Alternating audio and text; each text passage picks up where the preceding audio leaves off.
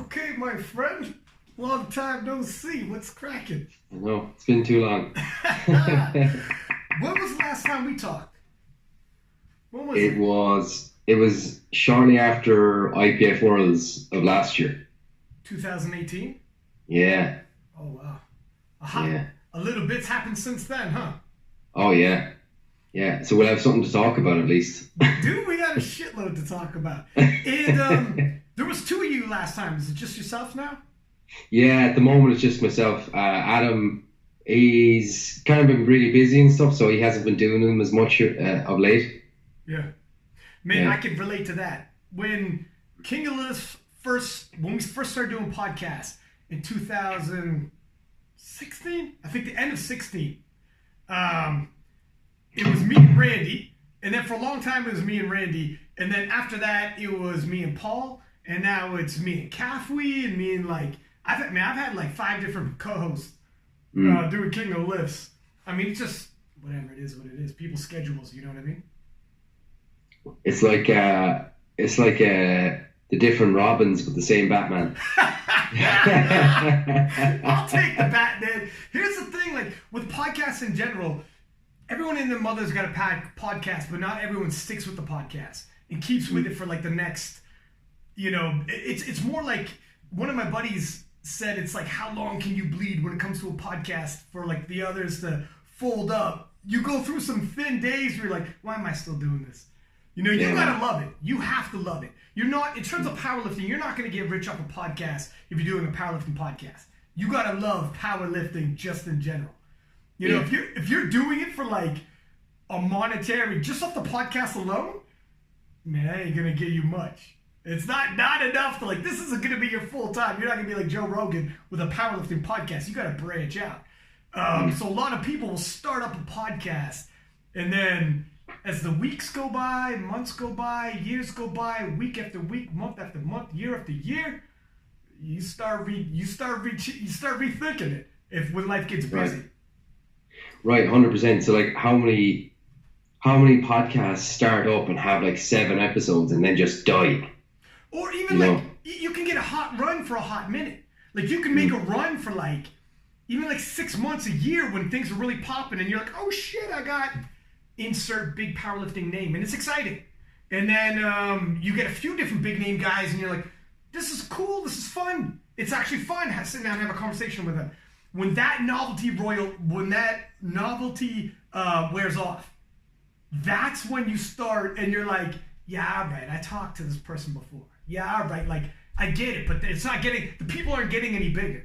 Eventually, it's like, all right, this is it for how long? For here on out? Now it's a whole different. It's different now. Now you start seeing. I mean, for myself, I enjoy, like, if you honestly enjoy sitting down and talking to somebody, and it's not clout chasing, and it's not.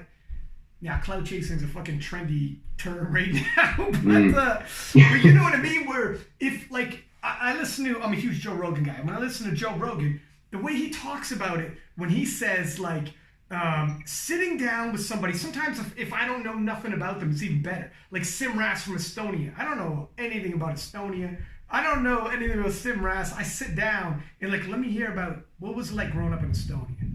What's it like being a 120 Yeah. plus kilo lifter and like your experiences.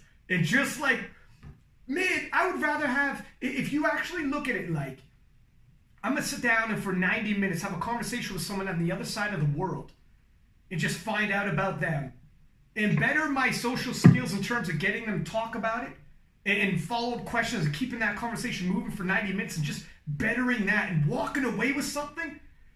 If I look at it like that, like every Sunday, I have the privilege of sitting down and talking to somebody like that, then you could ride forever. You don't gotta pay me a dime. I'll do that forever. But if it's I'm trying to get, I'm thinking I'm gonna get famous off this, or I'm thinking like whatever money or whatever the shit. If it's that, and Yeah. you find out a year and a half later, nothing changes, man. Nothing Yeah. changes. All right, you might pack it up, or get too busy. How you feel? Mm. How you feel about it? That pretty much echoes my experiences of it, to be honest. Because yeah, as you say, you get this like initial surge, and then it's kind of hard to kind of, it's almost like progressing your powerlifting total. It's an analogy for it. It's like, it's hard to progress beyond there. You kind of have to be content with being, roughly the same, and maybe chipping away 2.5 kilos here and there, that kind of thing over time. To use that kind of analogy. But like, you do have to just sort of, like, I enjoy just talking to people and having those conversations because I'd be curious, and I'm like, okay, I can learn a thing or two here. I can provide value for some people, maybe not a huge amount of people, but some people, and some people will take something from it.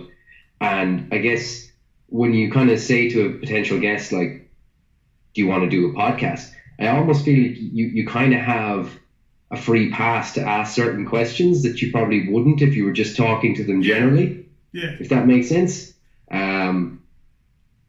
Maybe not for you, because you would just ask whatever anyway. But I think when it's for a podcast, you're like, okay, it's somewhat acceptable to ask these kind of questions because it's for this like kind of thing that's going to go up on the internet, Yeah, well, I mean, for sure to dig in. I mean, you can, in terms of the podcast, honestly, in terms of powerlifting, like, you can keep going up and keep adding downloads and followers, etc.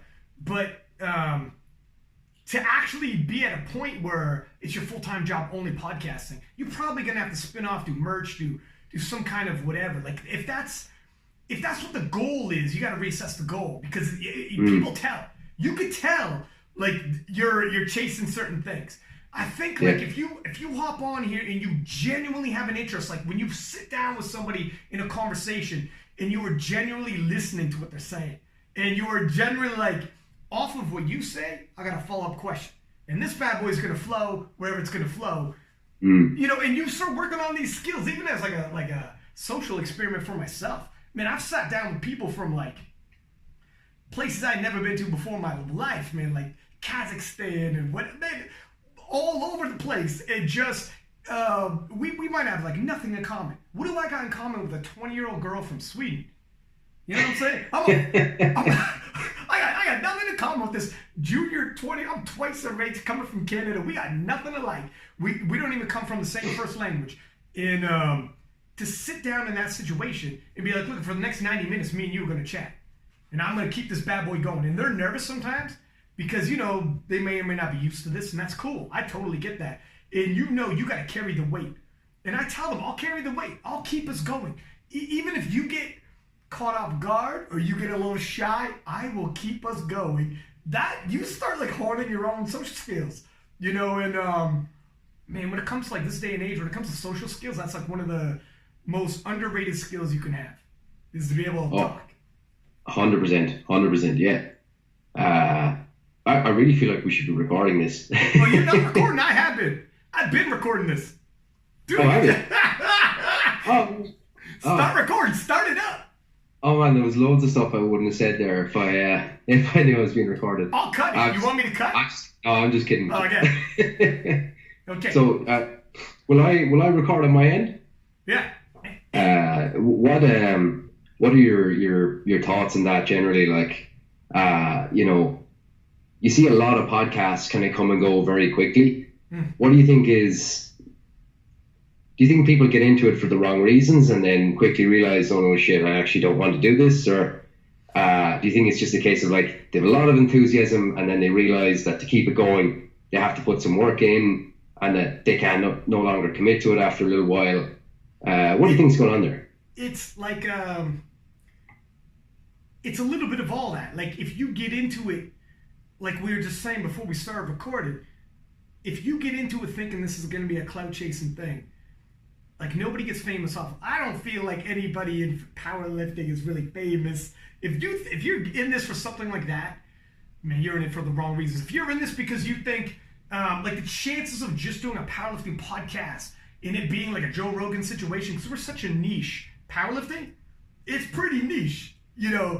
Just podcasting alone, you can get so far. You can supplement your income for sure. You can make money, but even if you exhaust the downloads in this community, you probably gotta supplement that with other things, whether it's merchandising, coaching, or something on the side. It's not just that alone. You would think like it's got to be So maybe people go in there with certain expectations. And podcasting in general, and I don't want to sound like that freaking, you know, that rock star dude who's like, I'm in it for the music, man. I'm in it for the art and culture. But I don't want to sound like that dude. But honestly, if you get into it because you genuinely enjoy sitting down with somebody once, twice a week and just talk for 90 minutes and finding out about them and like walk away from it. Like I walk away from it, like I was saying before when you started recording, sitting down with somebody who's like half my age, a woman from across the world, never been to where she's grown up, we got nothing in common, and doing 90 minutes straight of talking, you gotta like keep that conversation going. You know, you find out, you know, you find out about them, you find out about like how they came up, how their views of the world, and just like even flexing those skills, man. Let's keep this conversation going. How often would I sit down with some 20-year-old girl from Belarus or whatever and just shoot the shit for 90 minutes straight? I would never, I know nothing about your culture, your language, how you grew up. I know nothing about it. I'm sitting down and we got nothing in common. It's like, let's talk for 90 minutes straight. And you know, not even that, but with those examples, like depending where they're coming from, it might not be culturally a thing for them to be talkative and that kind of thing. Like I find that a lot of the particularly Eastern Europeans, they're just not overly talkative. Oh yeah. I think it's a cultural thing. Oh dude, I've seen it all. I've seen like you and there's another thing that you can actually like in terms of you know, when you come on the podcast, some people are talkative and it's easy, and some people are not. And you gotta do some heavy lifting. And there's another thing that you like, you know, you learn how to sit down with somebody. After this point, man, with everything, I've talked to people that are like nothing like me. And I've talked to people who are like just like me and it clicks easy. I've talked to people who like, I've had some crazy shit. CC Ingram in the untested division. Everyone knows CC Ingram. Formerly CC Holcomb, won the US Open. Boom goes the dynamite. Everybody in the mother. She was like the Wilkes queen, right? I messaged her and I said, and this is like a crazy moment on the podcast, and this is the type of stuff that happens. I messaged her and said, what kind of questions should I ask you tomorrow? Is there any stories and anything in particular that I should ask you about? And she's like, ask me why I started powerlifting. Easy enough, man. That's a usual question. I'm not thinking twice about that. Cool. Gotcha. Podcast starts. We're shooting shit a little bit. And I'm like, why did you start powerlifting? And she said, because when I was 13, my father held me down and raped me. My man? Yeah. Holy shit. And I'm recording like you're recording right now. And yeah, that's what she said. And then I didn't know what to say. And she goes, I swore no man would ever overpower me again. She picked up the barbell and turned her, what they did to her was monstrous. She turned herself into a monster. Good luck trying to overpower now. And what do you say to that? You're going to have to tell me. Mom, it's like, that's some real life shit you don't get prepared for. Or when I had like Garrett Fear on, that podcast blew up where he told me, I didn't know his story. He's one of 17 kids. And by 15, he was a heroin addict. 16 years old, he OD'd and almost died. And I mean, he was like 6'1", 130 pounds, and like, you know, just like it was crazy, the stories he would talk about. How like he almost died in a party. He passed out in a bathroom because he's ODing. Was in the shower, passed out, smoked the back of his head with the water coming down on him. Barfed and blood all over his chest, and bile and puke because he hopped in the shower. Because I guess when you're ODing, first thing you heat up. The first thing you want to do is cool your body down. He felt himself ODing. He's 16. There's 30 people in the house in this party. 16 years old. Ran upstairs, turned on the shower. He's like, oh my God, I'm ODing. I gotta cool down. Passed out, smoked his head on the back of the tub. And he's laying in the tub with this. He wakes up the next day. This is around 6 o'clock p.m. Wakes up the next day around noon. And the shower's still on and his legs are totally clean because the water's been hitting his legs. But all over his chest is barf, puke, bile, all over his face, blood all over the back of his head. And he gets up and he's like, holy shit. Looks in the toilet and somebody had gone to the washroom. And he looks in the mirror and sees himself covered in that. and he realizes, oh, these people kept partying all night, in and out of the washroom, while I was in the shower with the water running on top of me, barf, blood, puke. These aren't my friends. They don't give a fuck. And there's another thing where, like, I didn't know. And when someone's giving you a story like that, you're like, holy shit. I've had moments, like, man, this is just off the top of my head. It's been a few years where you walk away from a podcast, like, you can't stop thinking about it. And you're telling other people, and you're like, man, or like Joe Sullivan in The Untested as well. He was at school. I'm like, how crazy was it where you're from? And he's like, man, I remember in school one time, some kids were looking for this other kid. He's from somewhere in Flint, Michigan, close to Detroit. He's like, some kids had a problem with a kid from my school, and they showed up. And to find him, they pulled the fire alarm, and all the kids came out of the school, and they shot him up, and they shot the kid. And to get him out of the school, they pulled the fire alarm because they knew he'd come out, because you have to come out of school. And I was like, it's just these stories. You're like, holy shit. You don't even know how to take it. It's wild, man. It's yeah. And so if you approach it like that, and it's more like just sitting down with somebody, hearing stories and having a conversation you would never have in your life. If you just stayed in your comfort zone in your little box, and day in, day out, you stick to your 9-to-5 job and whatever, you will never come across these people in these stories. You know what I mean? So that's why I do the podcasting. I feel privileged. Right? Yeah. It's crazy. Yeah. And like, where did it all start for you, podcasting wise? Like, what made you say, I'm gonna start a powerlifting podcast? That's what I'm gonna do. So I started doing King of the Lifts. I think it was 2016, because powerlifting was like, I come from a time when powerlifting, in like 2007 I started powerlifting, and there was seriously like nothing for powerlifting. Like, we had nothing, man. Like, we had Powerlifting Watch was like a website where they would say like powerlifting news, but there was no there's no media attention. There's no, if you were into powerlifting trying to look for results or highlights, the live streams were like almost non-existent. If there was a live stream, it was literally looked like a camcorder in the back of a room. No commentary, no nothing. And when things started, like, social media really was a big help. Like, powerlifting took to social media like crazy. Like Instagram, I joined Instagram 2014, and I mean, it used to be 15-second clips, and 15 seconds is all you need for your one crazy squat. You know what I mean? Or crazy deadlift. You can do a meet recap in these 15-second clips. And people started getting followings, and then and I could see certain people were getting popularity with these 15-second clips, like training videos, and talking about how they're training, talking about a competition coming up, and people are like, oh, I could follow your prep because all I need is 15 seconds to watch it. And so it began off of Instagram like that, recognizing certain people doing this, like Lane Norton. I mean, there's a bunch of them at the time. Dan Green was big. And I remember thinking, it's good that these individuals have it, like in an individual here and there, but it'd be better if we had our own, like, ESPN style, like, site.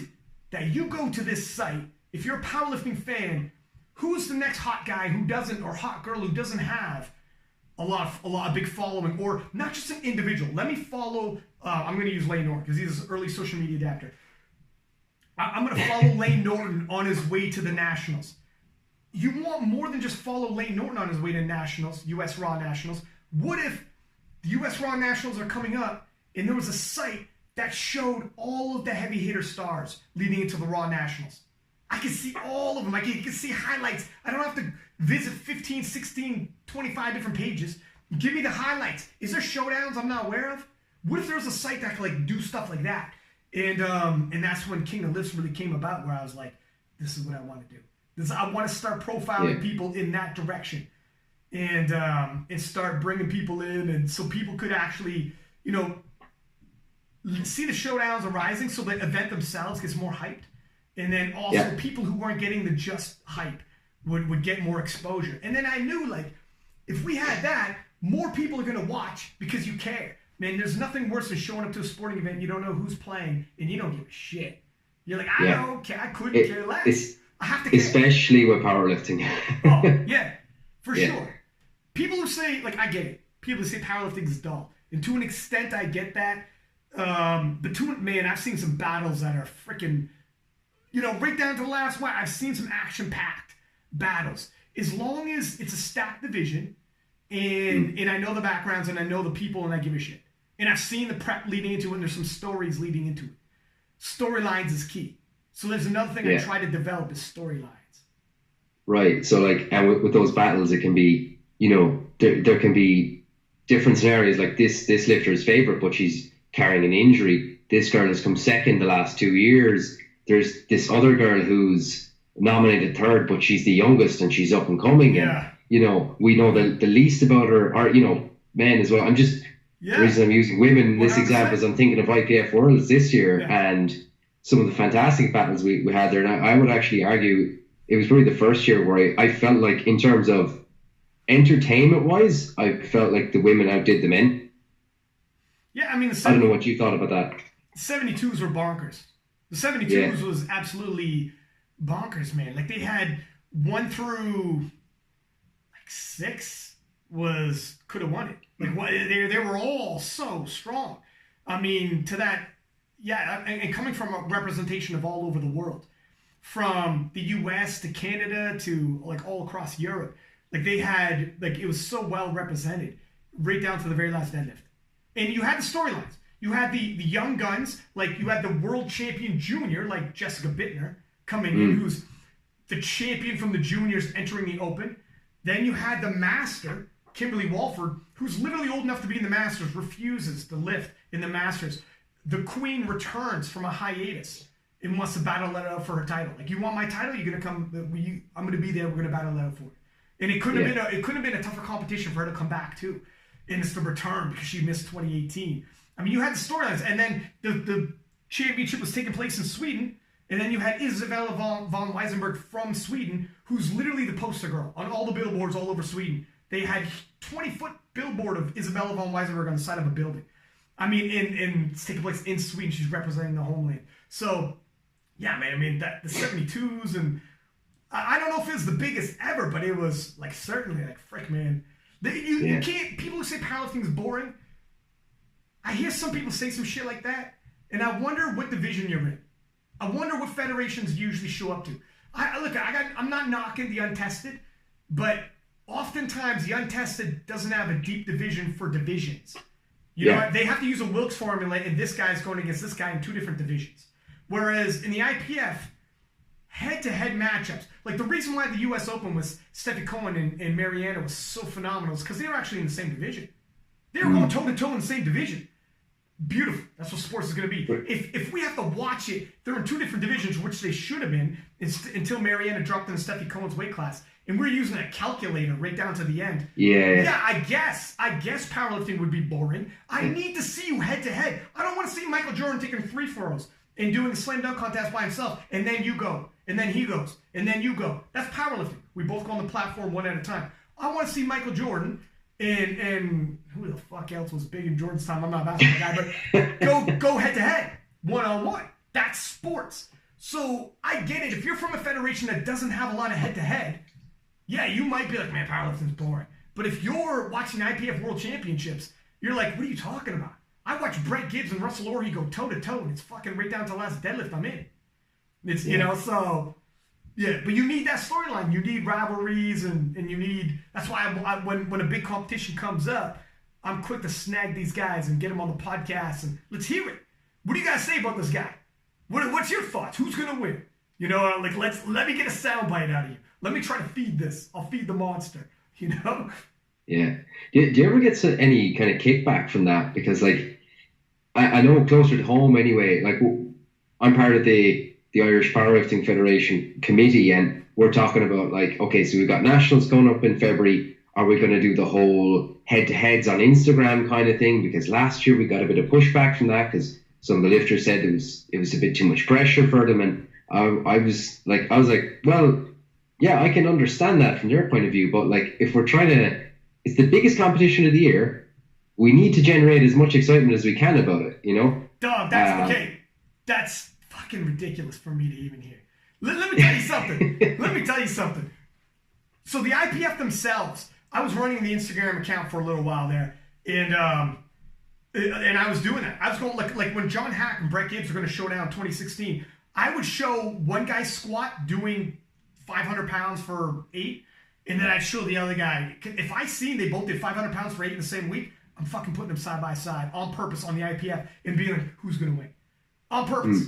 And since the IPF still does it, the IPF, to answer your question quick, but I want to get into it. No, they don't give no pushback. They like it. They want showdowns. When we do the intros, they're like, they'll come to me because they know I research all the showdowns. They're like, what are the showdowns? What are we looking at? Who versus who?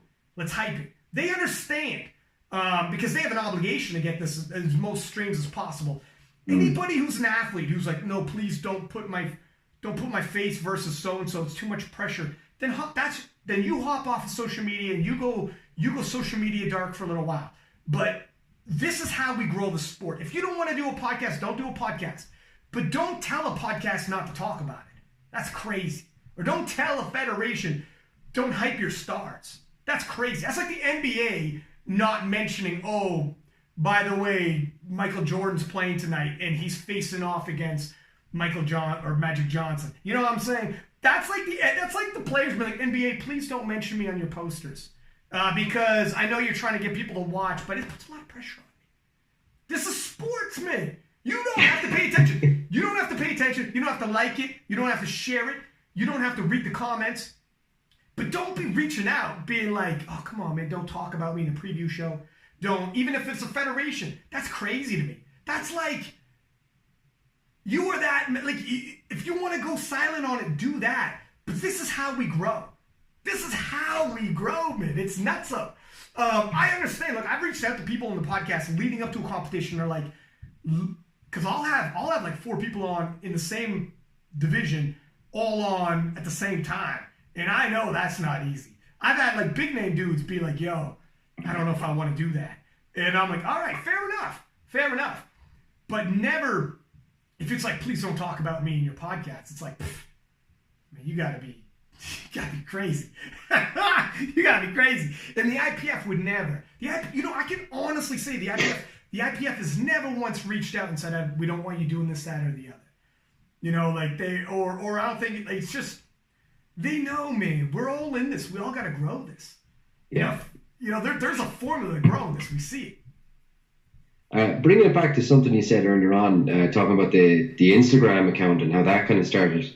When I first came across King of the Lifts, it seemed to be, at least based on what I can remember anyway, it was predominantly deadlift videos. Was that like, because you had a particular affinity for was the deadlift the king of the lifts, and now it's just a little bit more inclusive? We got some squats and some benches in there now as well. So here's what it was. There was 3 different Instagram channels. There was King of Lifts, Squat Champs, and How Much You Bench.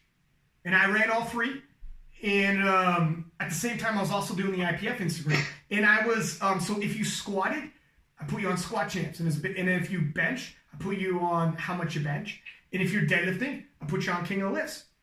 And I was running 3 channels, thinking it's more specialized. So as these were growing, we just made that ultimate decision. Look, you don't have, like, because my original thinking was you got ESPN and they have different packages for you, you know, for different sports. But then it became, this is the same sport. This isn't, squatting and deadlifting isn't a different sport. And if you're going to move this into interviews and podcasting, it's got to be under one banner. You know, It's got to be under one banner. And if you're going to start doing preview shows, or, you know, it just gets easier to profile. For instance, we just did the European Championships. It gets easier to profile that under one banner. I know, where am I going to for my preview coverage, my results coverage, my recap coverage, my highlights? Where am I going to for this? I don't want to go to 3 different channels again. 3 is too. We just decided after a while, drop Squat Champs, drop How Much You Bench, King of the Lifts. And in terms of, you're 100% right. King of the Lifts is supposed to be, it's what you call the deadlift. But I was talking to my partner, Adrian Burke, about it. And I was like, well, what did we do? Did we change the name? He's like, no. He's like, I swear to God, he's like, I didn't even know King of the Lifts was what you call deadlifts. He's a business dude. He's not a powerlifting dude. And he's like, I didn't even know that was a nickname for it, because I'm telling you right now, that's so money. That's so money. King of the Lifts, he's like, you could use that with the crown in terms of the logo, putting the crown on different things. It's you take it off the logo and move it around. In terms of like the different, different metaphors you could use and shit like that. He's like, keep it. You can't let that go. And you can do Queen of the Lifts, King of the Lifts. You can do whatever the shit. It's royalty. This is the sport of kings and queens. We're across the world. Who's gonna rule this kingdom? Like you could just roll with it. He's like, nah, it's King of the Lifts and that's that. So yeah, we started Deadlift Only. And some people still hit me up. They're like, man, I was a fan way back when there's 3 accounts. Those are the OGs. Those are the OGs. They hit me up. I'm like, good. It's been a hot minute. We didn't have nearly the following. Yeah, it's been a wild ride since then. Yeah. And so you mentioned then as well that you were doing a little bit with the IPF with their Instagram account. Is that how the role with the commentary came up? Was it just kind of snowballed from that? It kind of. Here's the story with all this. This is kind of wild. So I went to school for marketing, and that's what I went to university for. And I was a powerlifter, and we were getting no love. And I started doing campaigns, like fundraising campaigns, where I was going city to city, like pulling school buses, talking to kids, giving motivational speeches. I started going to cancer camp for kids and telling kids about like my story, how when I was young, I picture myself being like, when I was older, being like a superhero, having super strength and using the super strength to help people, just like the superheroes I read about in comic books. So if I can, when I grow up, pull a school bus, or I ended up pulling planes and flipping cars and using my strength to help people, who's to say what's impossible, man? Anyone would have thought a kid growing up to be a real life superhero, that's fucking crazy. So when you tell a kid who's fighting cancer, who's just like, give me a reason to keep fighting, give me a miracle, I need something. When you tell that kid that, the kid all of a sudden is like, man, it's true. Like I was 6 years old. If I would have told you I want to grow up and help people with super strength, I'm gonna flip cars, pull planes, that's crazy. That's crazy, man. No, that's not gonna happen. So you tell a kid that story, they take that to heart. And then the parents, when I go into like these cancer camp for kids in schools with like 1,000 people there, the media would show up and the parents would show up, and the parents walked away like fucking impacted. Some people would be crying, and I talked about how like someone I knew close had passed away from cancer, and got into the whole story, right? And that actually went nationwide in Canada. Like I woke up the next day, and then on the other side of Canada, and Canada's a big country, man. I think it's the second biggest country geographically in the world. But so sorry to cut across you, but fun fact, I think it's actually takes longer for you to get from the east side of Canada to the west side of Canada as it is for you to get from Ireland across the Atlantic to the east side of Canada. I believe it. Yeah. Sorry to cut across you, but interesting fun fact there. So I woke up the next day, and people in Vancouver on the other side of Canada were waking up being like I had a buddy who lived out there who hit me up and was like, dude, what the fuck happened yesterday? I'm like, what do you mean? He goes, look at the news. And like the press had picked it up and went nationwide. And I don't know how the shit that works, but the Associated Press, I guess, picked it up. And it was in all the newspapers and clips, me like pulling planes, and like they had like these huge on the cover of like Toronto, this is millions of people live in Toronto, and they have like Superman is real and shit like that. And I'm like, holy smoke, I got like a little bit of anxiety, man. And so there was a huge groundswell of this happening.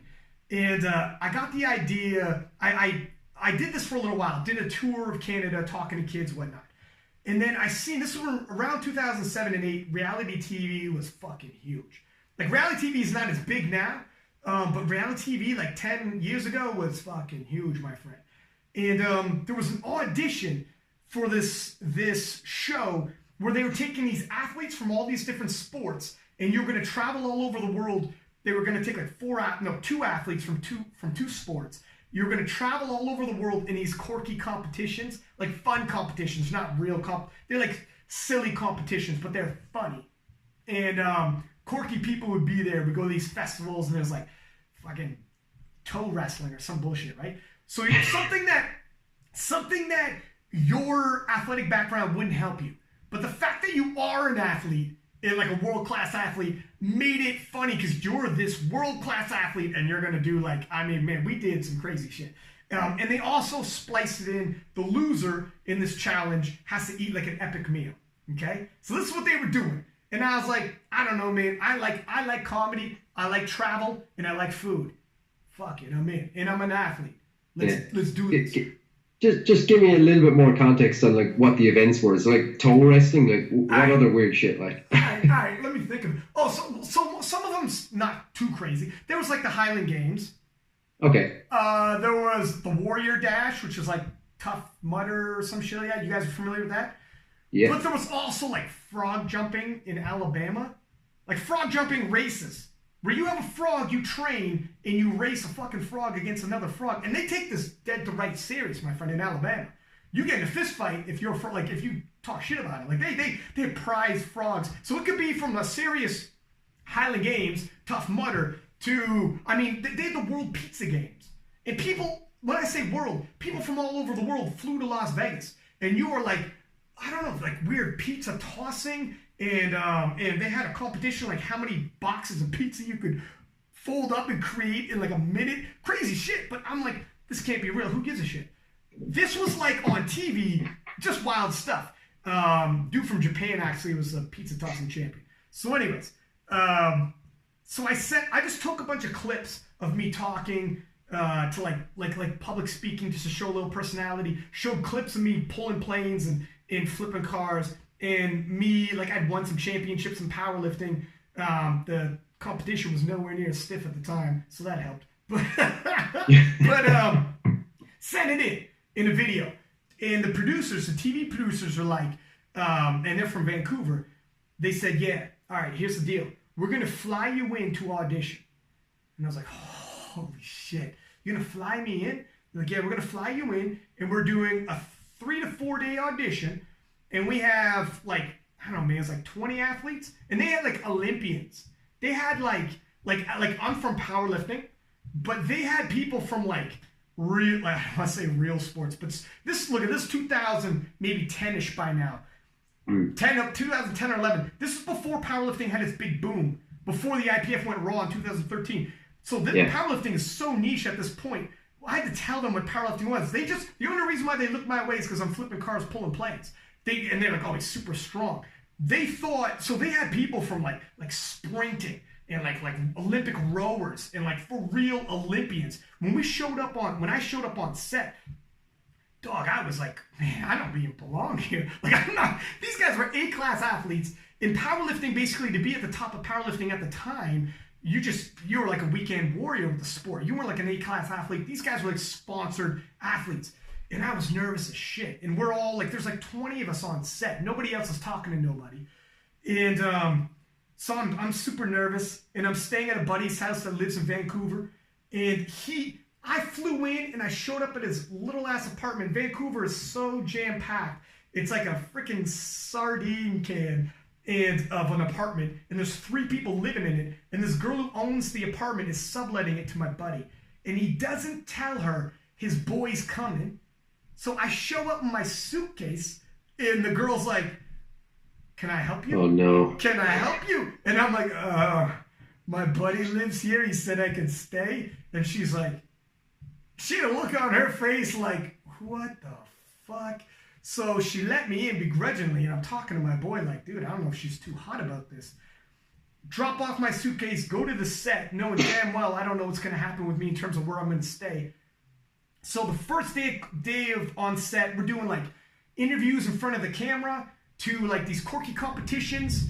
And I'm nervous as shit. I feel like I'm all in over my head. Some people are like, they look so natural on camera and like some of them are straight up actors. They said straight up, I seen an audition and I didn't know this neither. Reality TV, a whole shitload of them are actors or comedians that show up. Because you're a comedian, you know how to be funny on camera. Because you're an actor, you know what to give the director. And I'm like, oh, good. Because I already felt pretty small coming from powerlifting, and these guys are Olympians, let alone some of them are fucking professional actors or comedians. So I'm like, man, my chances don't look good. So I go back to my boy's apartment that night.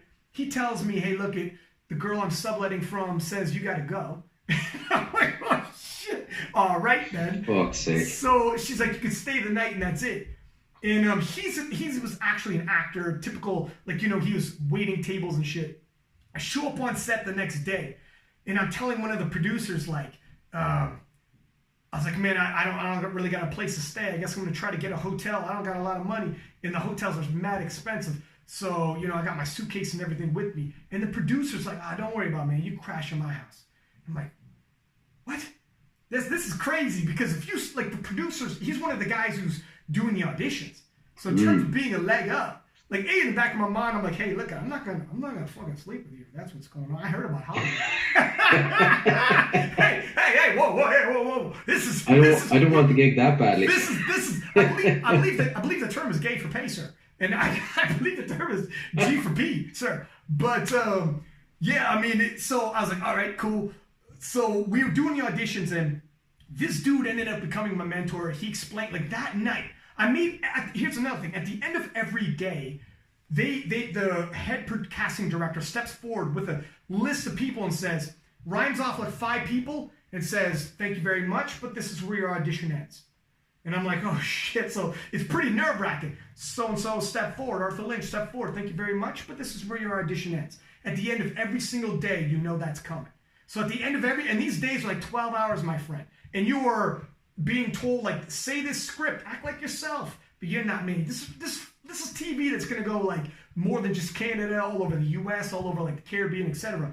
So I'm like, fucking act like myself, and you're telling me what to say, and I would never say this. It's tough, man. So then at the end of the second day, I made it. There's 2 more days to go, and I went back to the producer's house, and I'm like mad uncomfortable, because I don't even know if I can. The one thing, if you at the end of audition could go back to your hotel room and just unwind and be yourself, you're like, holy fuck, I can't believe I made it this far, and I'm held on. But when you go back to the producers, you almost still can't be yourself. You're almost still on, if that makes sense. But my boy, who was an actor waiting tables, who's used to auditions, is like, dude, I know it's hard, but just be yourself. If the guy likes you, if he ends up liking you, fuck. So I was just myself, and the guy's like, let's go for beers. Let's go for beer. Let's grab a bite to eat. We'll walk down to this pub. I'm like, all right, cool. And we're walking and shooting the shit. And we're just shooting. This is like, again, I could talk. This is what I didn't have a podcast at the time. I didn't even know I was that great of a talker, to tell you the truth. But you start knowing, hey, I could talk to almost anybody. We could kick it. So we're just shooting shit about all different things. And then on the way back, after a couple beers, I'm like, I was honest. I told him, I go, man, I am mad nervous about this. I think I'm in over my head. But I'm like, I don't know about this. And he's like, listen to me. Just be yourself and don't overthink nothing. He's like, there are guys who are Olympians who are stiff as fuck on the camera. And they are, sure, the sport they're in is very highly reputable. They're going to be seen by millions of people at the Olympics. But you put them on a camera and you're going to fall asleep. You're going to fall asleep in your suit listening to them talk. And then he's like, I was like, there's comedians who are so funny and actors who know exactly how to take direction. And he's like, that's the problem. They're fake. They're taking direction. And we're noticing this. And they're not being authentic. And we can see through it. There's nothing worse than a bad actor. How many times you see a bad actor and you know they're being so phony and you're like, oh, fuck, man. Are you ever off? Can you just be yourself? I can tell you're pretending right now. You know what I mean? And he's like, just be yourself. And if you go out like that, if they let you go on yourself, that's fine. I also want to say one thing. To get to this, when they were accepting, I didn't just walk into the auditions, by the way. When I sent that package, I sent 300 emails to 300 auditions. 299 no thank yous. 1 yes. Show up at this audition with 20 other people auditioning after 299 no's. And every week firing more emails. Then show up and then every day have to, over 12-hour days, prove yourself and cuts. So by the time I'm day 2, in terms of emotionally exhausted, you're like, fuck me. I'm hanging on by a string. Last day, at the end of the last day, there's 4 of us. And these other people are killers like me. I'm saying killers like me, I don't want, but like, I mean, they got their mind right like me. Let me say it that way. They got their head right in the game. And the last day, I'm like, holy shit, how? I don't know. Like, I don't know. They're doing it. They're playing it like I'm playing it, just being themselves. And then they're like, we're going to have to actually take an extra few days. So fly back to, like, I'm just outside of Toronto, other side.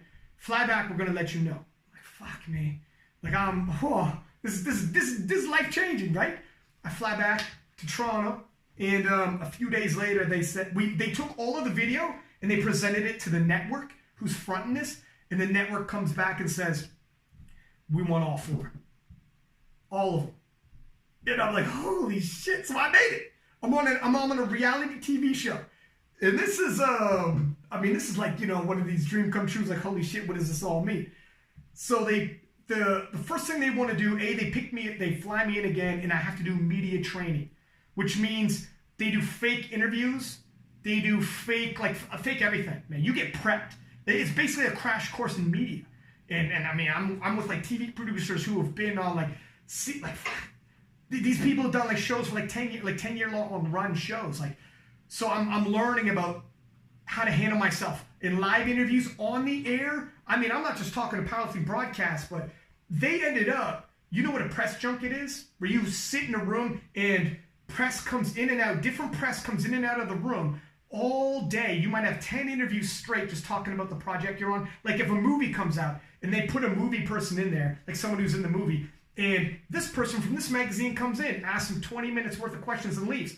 This person from this TV show comes in, sets up their cameras, asks you 20 minutes of questions, and then they leave. You stay in the room, 10 different interviewers come in and out of the room. That's called a press junket. They did a mock press junket on me, the whole 9, and like dog, in terms of like the training, right? They showed me the ropes. Then we started filming a full season, flying me all over the place. We're recording, and I still got a day job, and people at my day job are like, what the fuck is going on in your life right now? And I'm like, I don't even know. And so I'm flying all over the place and recording episodes, a full season. And then America's Got Talent, or Canada's Got Talent, has an audition as well. Now I'm full on media prepped. I'm like full on, man, I've been tried and tested. So Canada's Got Talent is looking for a strongman. And again, dog, I'm like 200 pounds at the time. I know there's dudes 300, 400 pounds, way bigger, stronger than me. But I also know what TV wants. They just don't want the strongest person. They want somebody on there that's going to pop in front of the camera. I put in my audition for Canada's Got Talent, and all of these strongmen who have made it all the way to the World Championships are putting in their auditions, and I'm on the strongman forums reading and them saying, oh, so-and-so is going to have this. I was going to audition until I heard so-and-so was auditioning as well, because I'm not going to drop names, but he was like Canada's strongest man. He's been to the World Championships, etc. And I'm thinking, man, I'm ready. I'm so ready for this audition. Show up, hit the audition, and make it onto Canada's Got Talent. And what they have is like at the end of every episode, they have the anchor performance. Okay, so they show the whole show, and then they save this anchor performance for the last. And that's the performance they're going to take snippets of and show the week leading into. All of the, make sure you tune in next time because things get heavy, and it shows me like lifting a bleacher full of people, but clips. And they took sound bites. I know how to do a sound bites now. Like they tell you in the media training I got, here's what a sound bite is. You got no idea what I'm capable of. Let it simmer. Pause. And then say something. But get their attention. Stop. You do not want to test how far I'm willing to go in this competition. Pause again. Pause before, pause after. Inflection of voice, the whole 9. They go over the whole 9 how to give sound bites. My man, I hit that stage giving sound bites like a motherfucker. Like I was prepped and ready. And I knew walking into this, you don't know who's going to be the anchor of a TV, of like any of the episodes or any of that. They figure it out on the fly. They're like, oh shit, that went very, very well. So, and I got 3 yeses and all that, and I knew it. So on Canada's Got Talent, they call me Six Pack Lapidat. On the TV show, I hit the producers up. The actual Canada's Got Talent aired first. Like 2.5 million people watched it, or something fucking crazy, right? And then it went on YouTube, and like another however many more people saw it on YouTube. And I'll talk about that in a hot second. So then I hit up the producers of the reality TV show, and I said, you got to change my name from Ryan Lapidat to Six Pack Lapidat. And they're like, nobody else on the show's got a nickname. You can't have a nickname. It's for you. It looks funny if you got a nickname. And I said, 2.4 million people just saw Six Pack Lapid ad. And the branding's out there. I just did a Canada-wide tour as Six Pack Lapid ad, flipping cars, pulling planes. You got to capitalize on this. And then the TV producer hits me back and goes, you're 100% right. You're Six Pack Lapid ad. Bam! Six Pack Lapid ad. Whenever I'm in the newspapers, Ryan Lapid ad. What's that? You know, yeah. There's a lot of Ryans. Six Pack Lapid ad flows off the tongue, and you're going to remember that.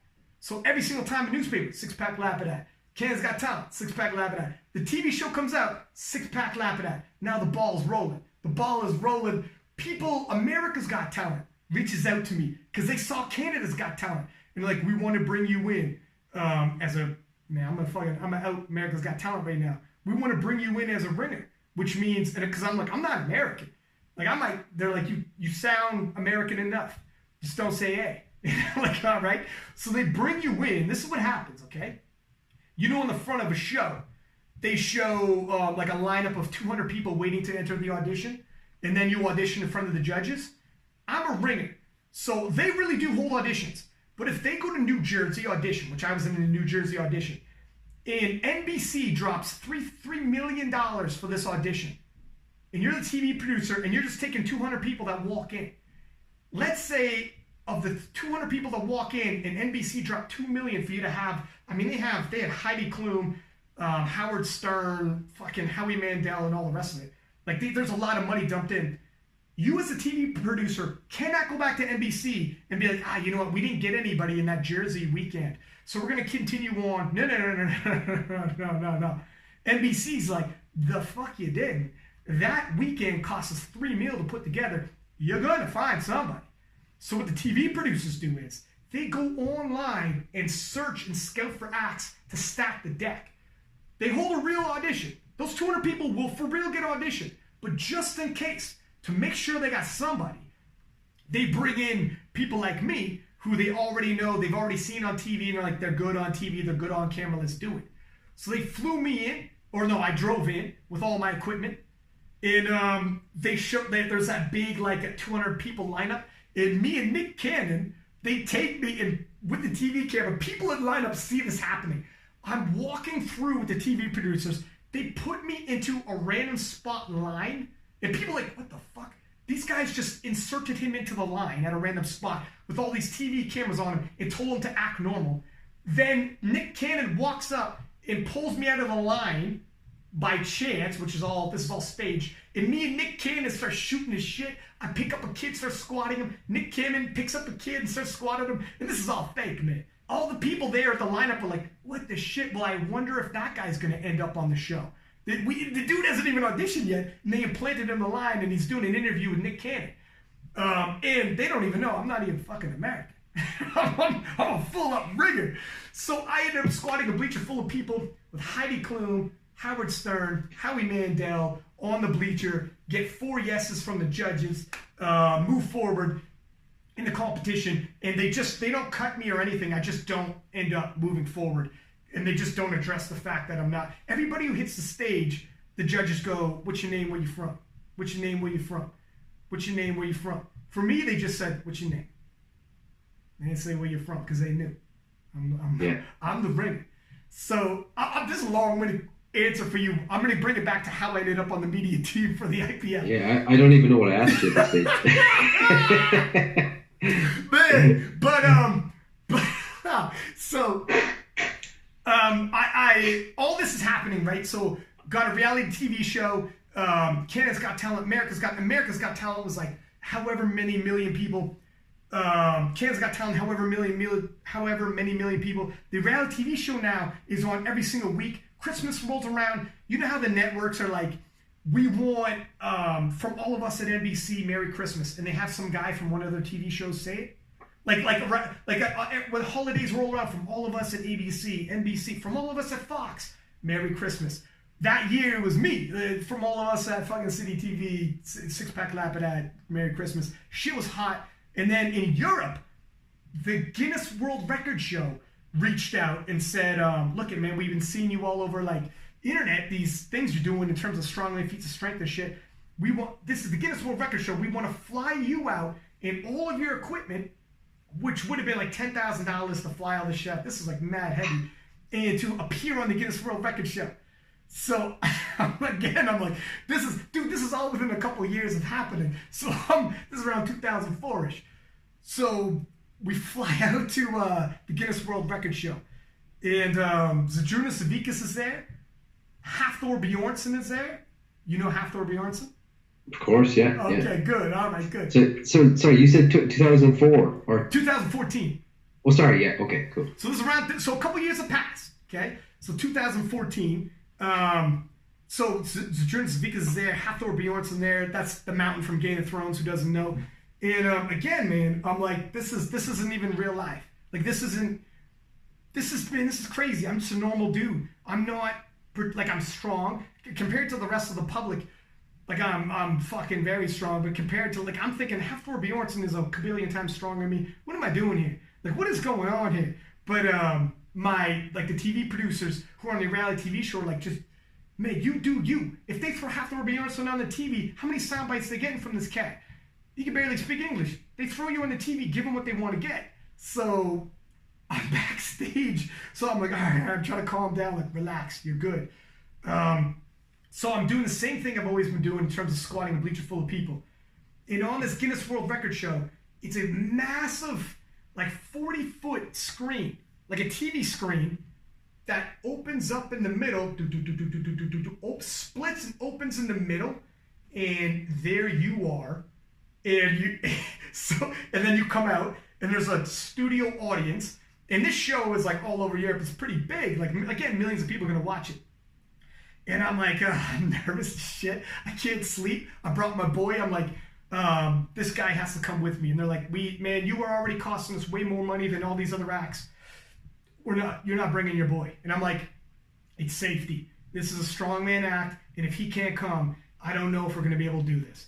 And then we were going back and forth, and they're like, I knew they wanted me, otherwise you would be doing this. You were already way too far in. It's like chasing bad money in poker. So like, fuck it, he's coming. So they put earplugs in me, and the host I'm gonna talk to when the screen opens up is the TV host, and he's gonna speak in Italian, but the earpiece in me is gonna translate it into English for me. Which is like, well, all right, I guess.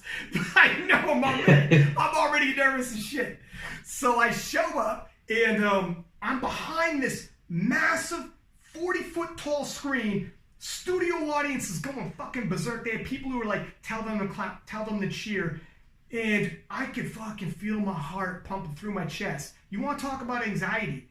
Like before you go on America's Got Talent, the TV producer tells you, you're here as a strong man. Don't try to get cute and get funny and say jokes, because the judges, Howard Stern, Howie Mandel, love a bomb.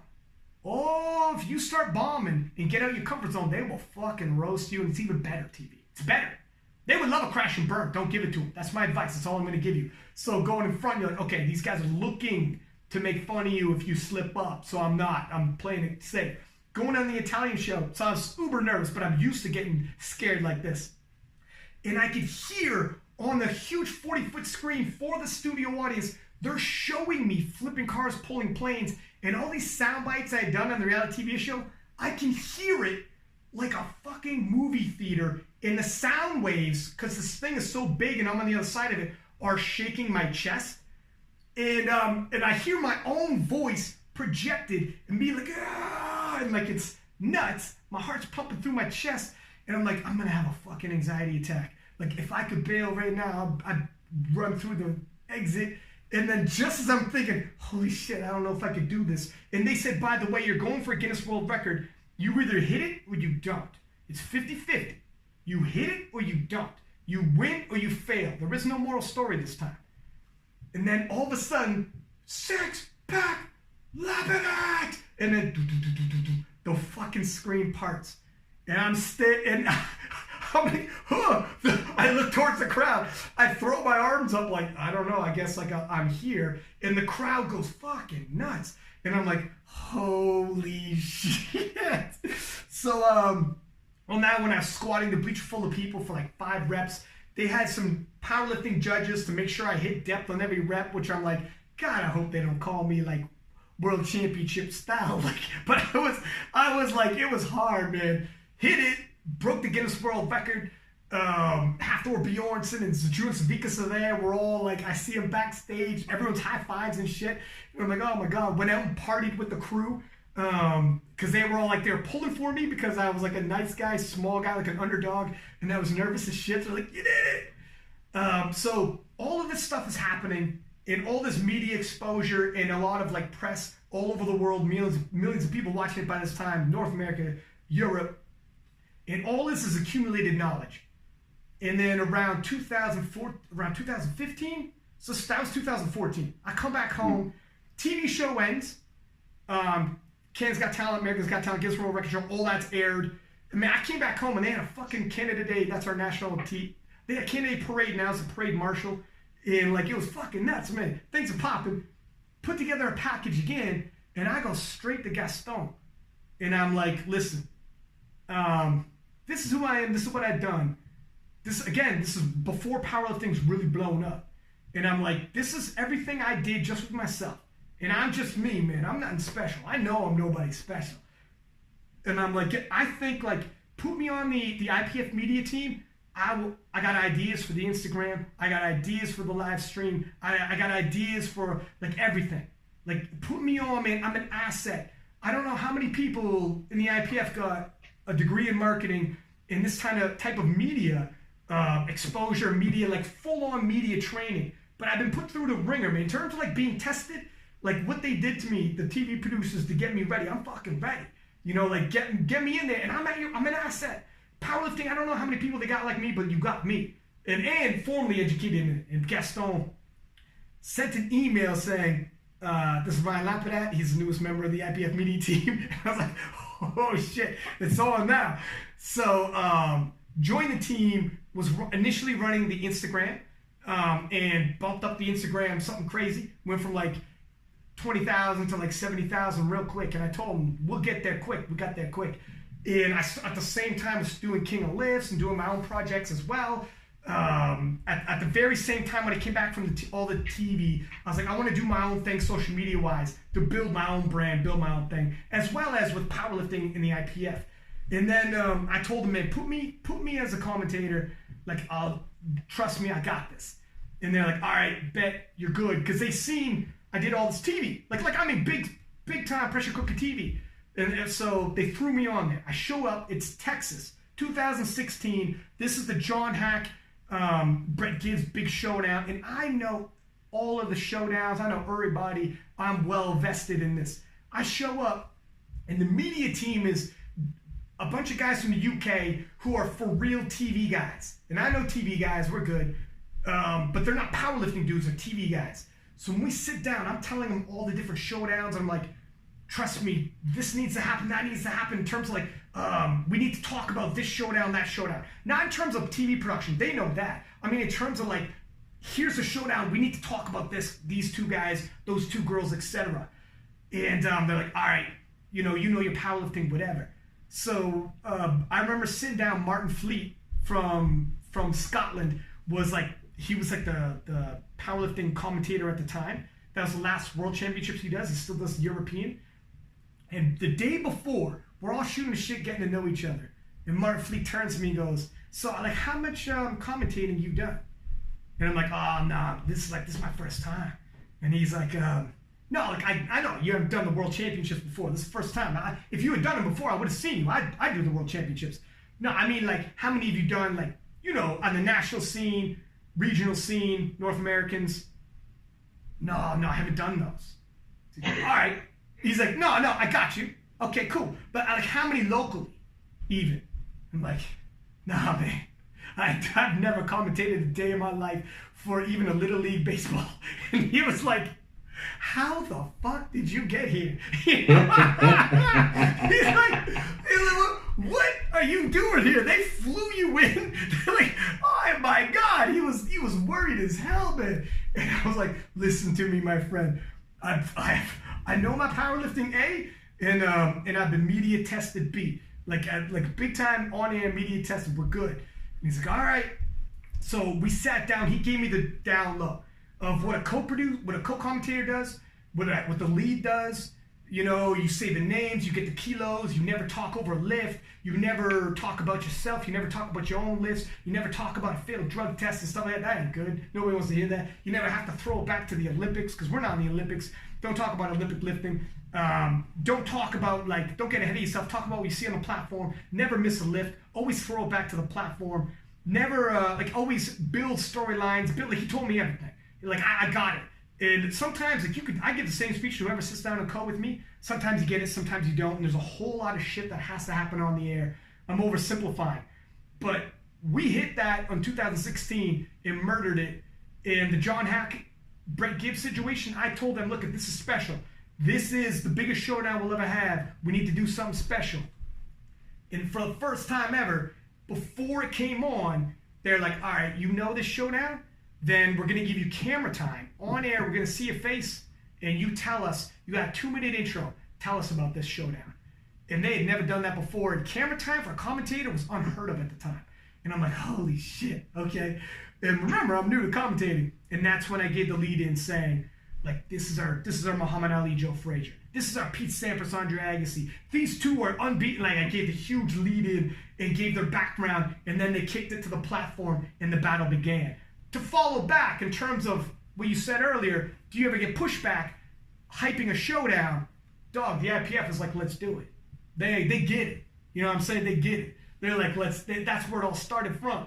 So all that happened, massive fucking, views, good reviews. Another quick thing, day 2 of that, look, I've never commentated before. Day 2, and they go, listen, we're thinking of giving you a co-commentary this time, because some of the sessions they put me on by myself, which is nerve-wracking as shit when it's your very first time commentating. It's the World Championships live on the air and by yourself. And they're like, we're going to give you a co-commentary this time. Day 2, all right, cool. Anybody's better than nobody, but I got a lead, and I've only done this one day, and it's the World Championships live on the air. I'm like, okay, I'm fucking leading. All right, who is it? They go, it's going to be Bill Kazmaier. This is a 3-time world's strongest man. He's like a professional wrestler. He's like world famous. I'm like, holy shit.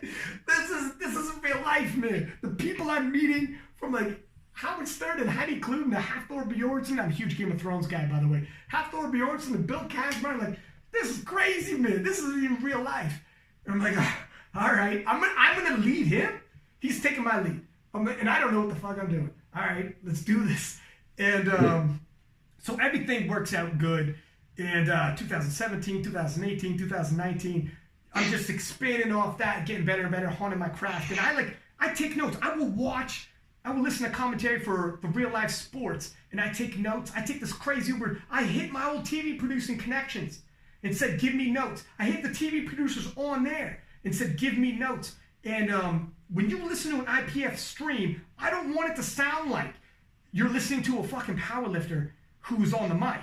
I want it to sound like you're listening to a regular sport. If you flipped on the TV, you can't tell the difference. You understand me? You can't tell the difference when you listen to IPF Worlds than if you're watching a baseball game, football game, whatever. That's what I expect. That's what I want, no less. I don't get, when people come on here and they tell me their powerlifting resume and who they are, I give a shit. You might be terrible on the mic. Or vice versa, if you're great on the mic but you don't know powerlifting. Man, that's tough. It is not made. Live TV, the TV producers will tell you, and you can hop in for a session, one session, and feel good about it. Those TV producers doing the IPF Worlds will be like, these guys work for the BBC in shows for 30 years. And they said, we've never seen any live event 2 weeks long, 12-hour days, all live on the air, every minute, every second, every hour, every day for 2 weeks straight. You work all live on the air. Never seen that before in my life. I don't know how you can hang in the pocket. In everything you say, you know how people take clips and they'll be like, oh, if you said something messed up, they're going to run with it. Talk for 2 weeks straight on the air live every single day for 12-hour days. You got 6 hours of sleep, maybe. And people will take clips about it, man, that'll make or break you. You know what I mean? That will make or break you, sir. And I earned my stripes for years doing it. So now, fuck, man, I feel like now when I look back at all the media I've done, I feel like a grizzly veteran. And so you're talking about there how you talk to other commentators from other sports, and I guess that's with a view to like making the commentary as digestible for non-powerlifting folk as possible. What are the kind of things you're doing there consciously to make it as easy to understand and follow for people who don't know powerlifting? What are the kind of things you're doing there? Here it is. There's a few things you got to do. I need to give a shit when I'm watching something. If I watch, I'm a huge boxing UFC guy. Anybody who listens to the podcast knows this because I'm always talking about it. But if I watch a boxing match or a UFC fight and I don't know either guy, either girl, I don't super care as much. It's got to be a brilliant fight. Talk about these people. And here's where King of Lifts helps. I interview these people and I know all of their background stories and I can make it riveting. I can find you a reason why you give a shit and you want to hear. I'll tell you about it. This dude who's, his kid was sick earlier this year, came back, or this dude who coming back from injury, this girl, first year in the open, underdog, shooting up the rankings. She's a massive deadlifter. You're going to want to watch her in the deadlifts, I'm telling you. Stuff like that. That's one. Let me give a shit. B, you have to explain I don't want to watch and just be like, it's a good lift, and here's so-and-so about to lift that. It's a good lift, and here's so-and-so about to lift this. It's a good lift, and here comes... All right, man, I get it. There's going to be 3 hours of that. Where are we going? Yeah. Where are we going?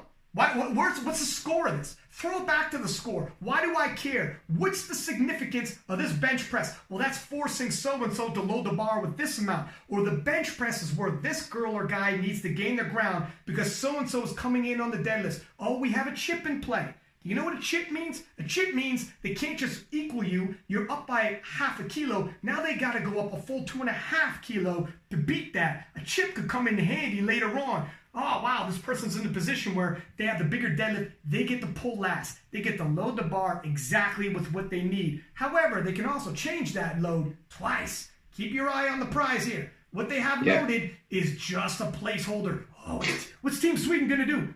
They got a placeholder in place right now, and they're going to pull for the win. Tell me what's going on. Tell me what storylines are happening. Not just the squat, the bench, in the bigger picture. Always bring it back to the bigger picture. What are we looking at here? Why do I care? And if someone's faltering, and it's okay. The TV producers once told me, it's okay to, when I was doing for reality TV and whatnot, it's okay to get if you're excited, amp it up by 10, 15, 20%. That's TV, baby. That's TV. You understand what I'm saying? If I tell you, put an inflection in my voice. You hear my voice right now? I'm not talking monotone right now. I got your attention. If I'm talking like this. Well, that was a good lift. And I feel real. Now, it's different if I start putting a little inflection in my voice, getting a little excited. Show it. It's okay. Be like, oh, huge lift. I wouldn't have thought. Give that. I remember first year doing it, I was a little shy because I didn't want to get too many people looking at me or seeing what I'm doing. By the end of the first year, man, I was standing up, being like, oh, huge lift. He's done it. He's done it. He's just what? You gotta give him it. If you care, they care. If you're too busy trying to sound cool, it doesn't work. And some people come on there that are worried about sounding cool, whatnot. So when you're paying attention to the regular broadcasters, they know this. They know, I'm a big boxing UFC guy. And I use those sports because they're individual sports, not team sports. So it very closely resembles what powerlifting will look and sound like. They know their shit. Like Joe Rogan, I'm a huge Joe Rogan fan. He knows every single one of the fighters. He will I'm watching the undercard, I don't know who they are. He will tell me their background and their story. He will tell me they're going into the 5th round. He needs a KO. He's behind on the cards. This is why he's going to shoot for the takedown. If he can secure the takedown, he's helping you through this.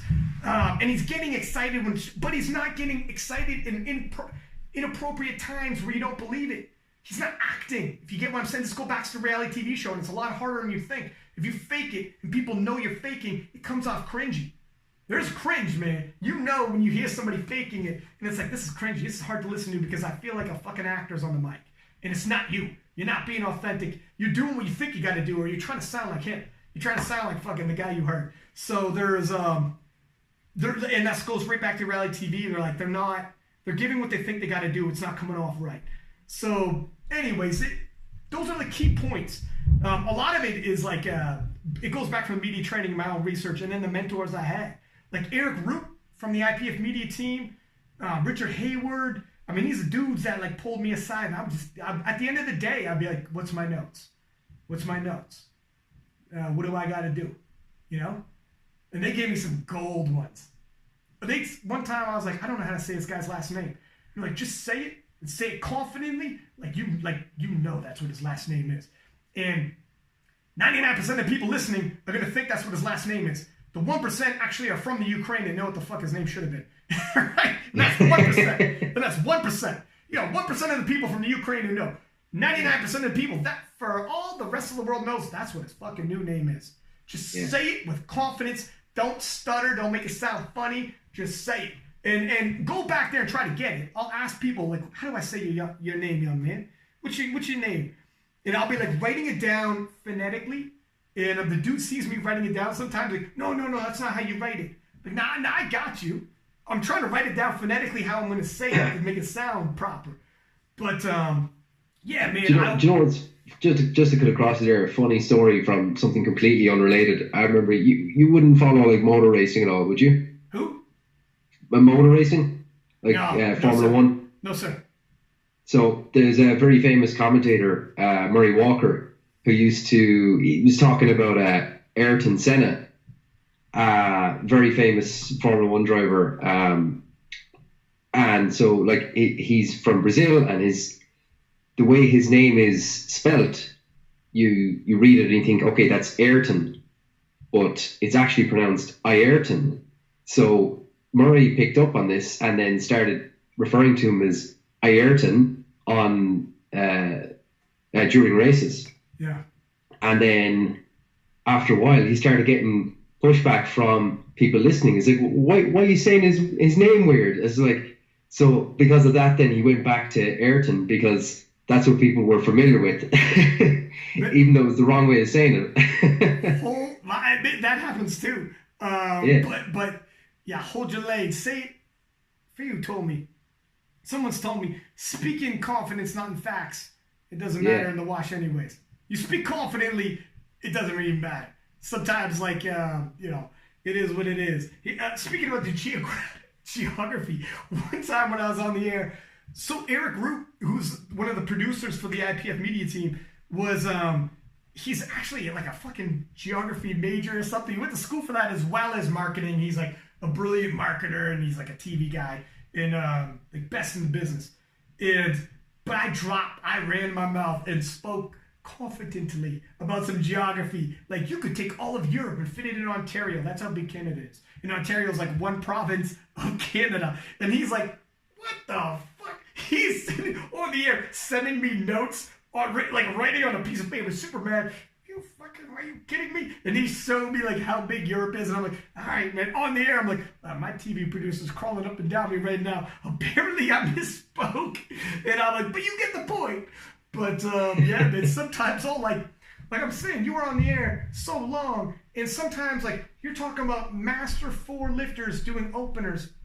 Okay, 73-year-old ladies openers. So it's not even third attempts. You're looking to fill some airtime, man. You're looking to say some things. So you're like pulling facts out, trying to have a conversation about anything. So I'm dropping things with like factually incorrect, but trying to say with confidence. Yeah. If possible. Yeah, I think the one that gets a lot of people is we're Bicky. Oh, dude. Because it's like, is it Wizbicki? Is it where's Bitsky? You know. I believe to say it properly, he has to pull your tongue out of your mouth. It is. I got him to tell me in Calgary, but by the time we went to air, I probably messed it up anyways. But no, man, I can't say it right. It's like there's like a sh in there, dog. It's mess. I don't know if he's still in the IPF now. I think he might have left the IPF, so it's not my problem no more. You won't worry about it anymore. Yeah. So, unless I'm saying it on a podcast. But yeah, man, I've seen some. Here's another thing: don't ever make fun of somebody's name. It's not like that's one no. Just a few no-nos. Don't make fun of somebody's name. Nobody want like it. It don't. There's stories I won't get into. It doesn't end good. Yeah. You know? And don't get overly patriotic about your countrymen. It's okay to say, I'm from Canada. person on Canada's up, going up, so you could be full disclosure, but you don't start chanting and singing "Oh Canada" and shit like that. Like you don't. You just give the goods, full disclosure. They know you're from somewhere. You know, not like I descended from fucking Mars and I'm impartial. I'm from a country. You know what I'm saying? But yeah, don't show favoritism like that in terms of it. Even if, like, you know, the world knows you're probably gonna pull for the Canadian. That's fine. But and you look, it's a small community. Some of these people going up there are gonna be straight up your friends, straight up your coaches, your colleagues, whatever. Like, people know you're gonna have some bias here and there. Just try your best not to. Don't literally verbalize and start chanting and saying like, "Oh, come on, you can do it."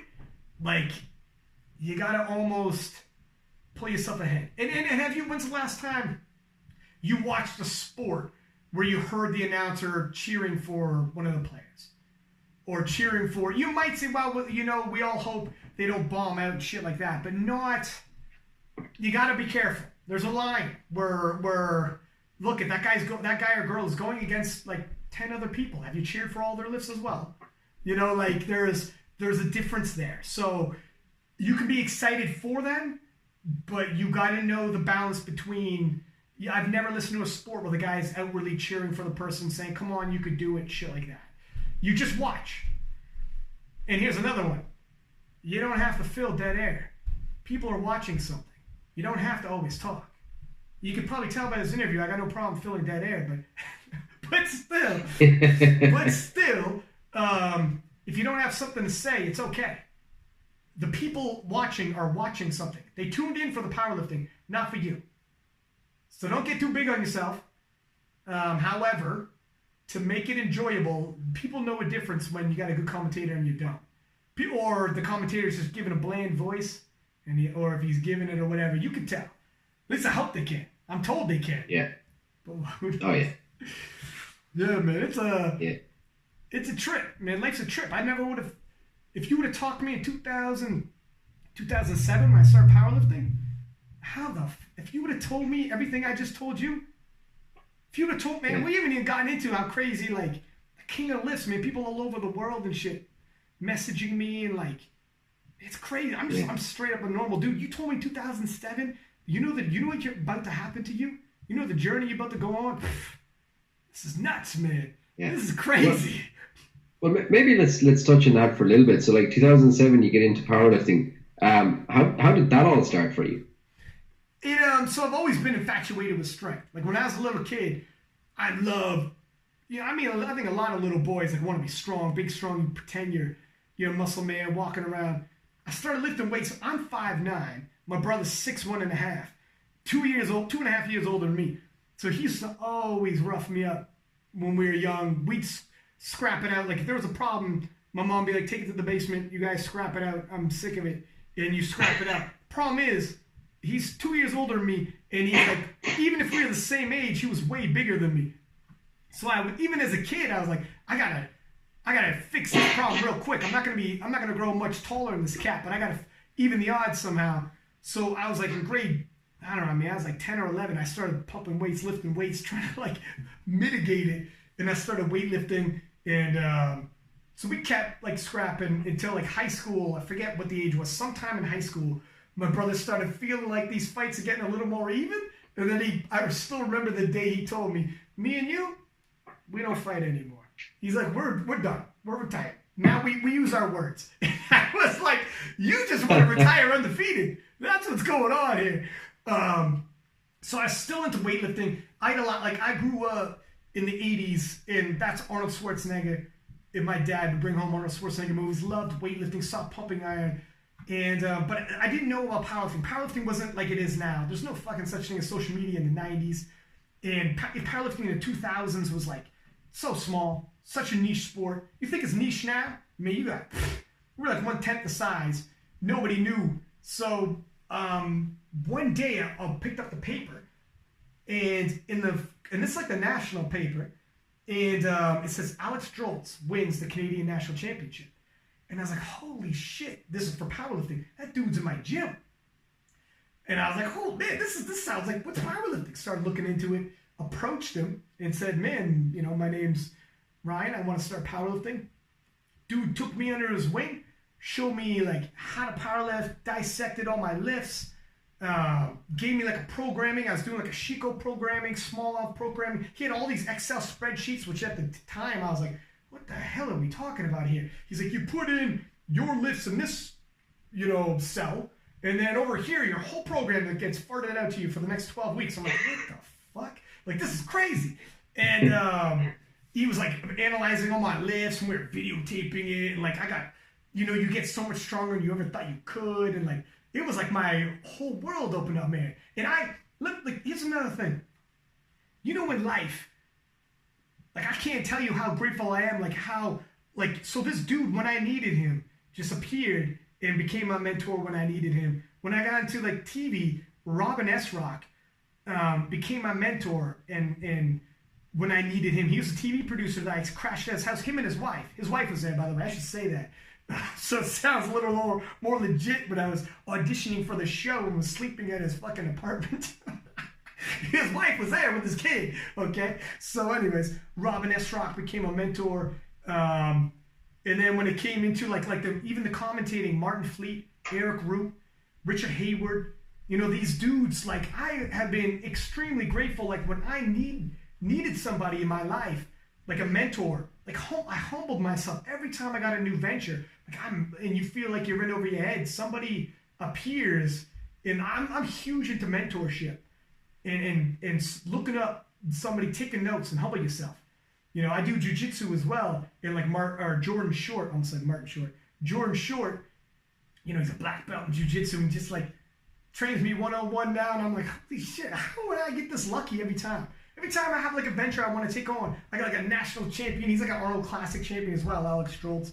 Or like I'm in a jiu-jitsu black belt's like, me and you 101, I'll train you. Well, you good Tuesdays, you good Thursdays? I'm like, how the fuck? Man, this is crazy. You want to get into television, a TV producer emerges, and me and him stay in touch. And every time I feel like I'm in over my head, I shoot him a line.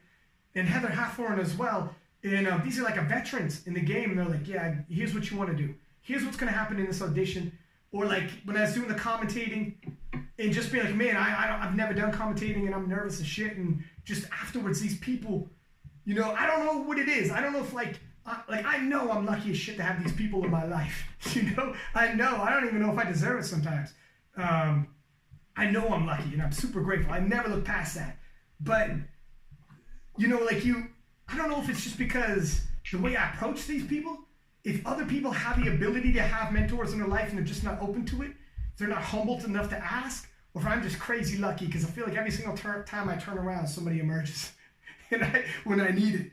Or maybe that's always I don't know if that's always the case. It's like if you look and you humble yourself and you just walk to them and be like, hey man, I need a little help. Give me help.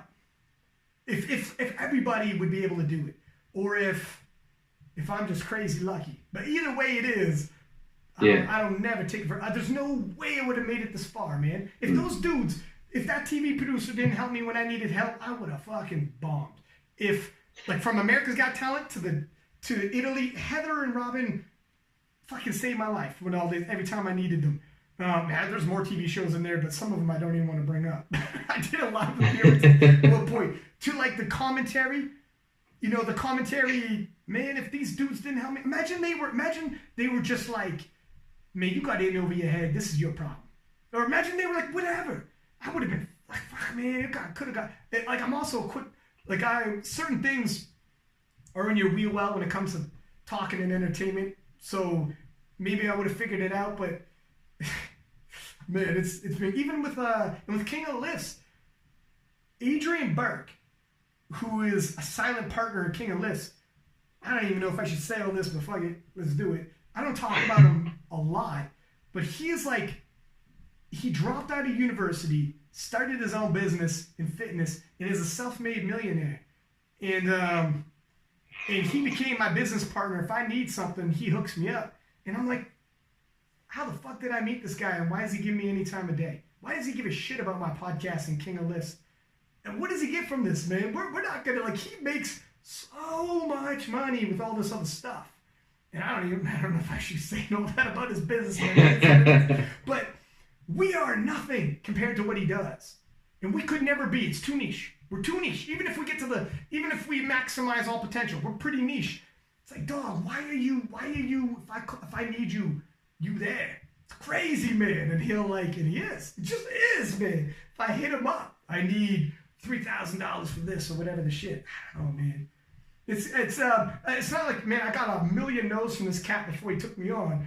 Maybe it's that. I remember he used to tell me every week I'd have an idea, and he's like, nah, that's a dumb idea. And I would, every week, what about this? He's like, that is a dumb idea. That's even worse than your last idea. And then I think when things started moving, I started getting TV shows and flying all over the world doing stuff. And then when I approach afterwards, it's kind of like, okay, first off, you got to prove yourself. I get people coming to me sometimes asking, like, how do you do this? How do you do that? Not just like with all of it, like with whatever little piece we talked about. And I'm like, man, there's so much to catch you up on. I don't even know where to start. Like, we're talking now is 10 years. I just told you all the trials and tribulations and experience. For someone to have confidence in me when I approach Gaston or when I approach somebody like Adrian with some ideas, you know, when they're like, well, why am I talking to you? What are we talking about here? And you say all the things you've done, it'll be like, okay, you know, the proof is in the pudding. There's nothing worse than someone says, I got an idea. Can we have a coffee and we talk about it? And I'm like, tell me a little bit of your background because I'm crazy busy. And they just haven't done shit. And it's like, you just want me to do all this for you? Or do you actually have, you know what I mean? So, I don't know, man. That's why you got to do a little bit on yourself as well. Yeah. You alluded to the 2016 battle between Hack and Gibbs, and that was like a real, I guess, almost milestone for you. But on a personal level, has any battle topped that since, even outside of the IPF? No. Nah, man. Nah. Dude, it wasn't personal for me. That was personal for powerlifting. Yeah. That was crazy. That was, if you honestly think about, like, that was standing room only when those boys went toe to toe. SBD brought them both in and did a photo shoot with them eyeing each other down, arms crossed, staring each other's eyes like two boxers. You know, we had never seen that before. I was running the Instagram channel for the Instagram at the time for the IPF, and like every week I was like pumping like the showdown's coming. You know, 30 days. Make sure you watch it. Like, we were, man, that was so hype. Like, we had good battles. Steffi Cole and Mariana was a good battle. You know, some people bring up battles, but they don't understand, like, not only, this was at a time when the live stream had just stepped up, and so many firsts were happening. Instagram was just starting to pick up, and like YouTube and all this really just started to like really hit its new stride. The stream really started to get like tracked. Before that, people don't remember too many battles, and since that we've had battles, no doubt. But in terms of significance for its time, man, that was right down to the last deadlift. Brett Gibbs had the winning deadlift in his hand. And it delivered, man. It wasn't just, it didn't fizzle out. It was, we've had some good battles, no doubt about it. Yeah. But there's only ever, Hack Gibbs is still number one. Now, I know people from other, like the untested want to be like, what about this one? What about that one? My friends, the amount of people in the IPF, you add up every single Fed you know, add them all together. All of them combined together, and it's still not going to be even half of the IPF's numbers. So in terms of the viewership, yes, some people are like, who cares about the IPF? Like, blah, blah, blah. It's like, all right, you must be living in a fucking cave. In terms of the numbers, the IPF Worlds, it gets no bigger. You know, when you hear, like, when the U.S. Open was, for the untested was there, and they're talking about the biggest powerlifting meet in the world. Come on, man. We're having fun right now. They might have had a philanthropist show up and be like, I'm going to write checks and take a bath and lose all my money doing it. That didn't make it the biggest. If we're talking viewership, if we're talking like the talent pool is phenomenal in U.S. Open, but tip of the spear talent pool to race the top of the IPF, you got to be one of, like, the talent pool's fucking insane. Like, when you talk about the IPF World Championship, understand me, this is a for real world level sport. You know, this isn't, you watch the live stream, that's a fucking TV crew they brought in. It's not, you watch some of these other live streams, it looks like you got this local sports for the local high school put it together. Oh man, I was just about to say like the quality of the stream, it just makes a world of difference. And I've had like a little bit of experience with dabbling with exactly what you're talking about, like shitty streams, and it's just Dog.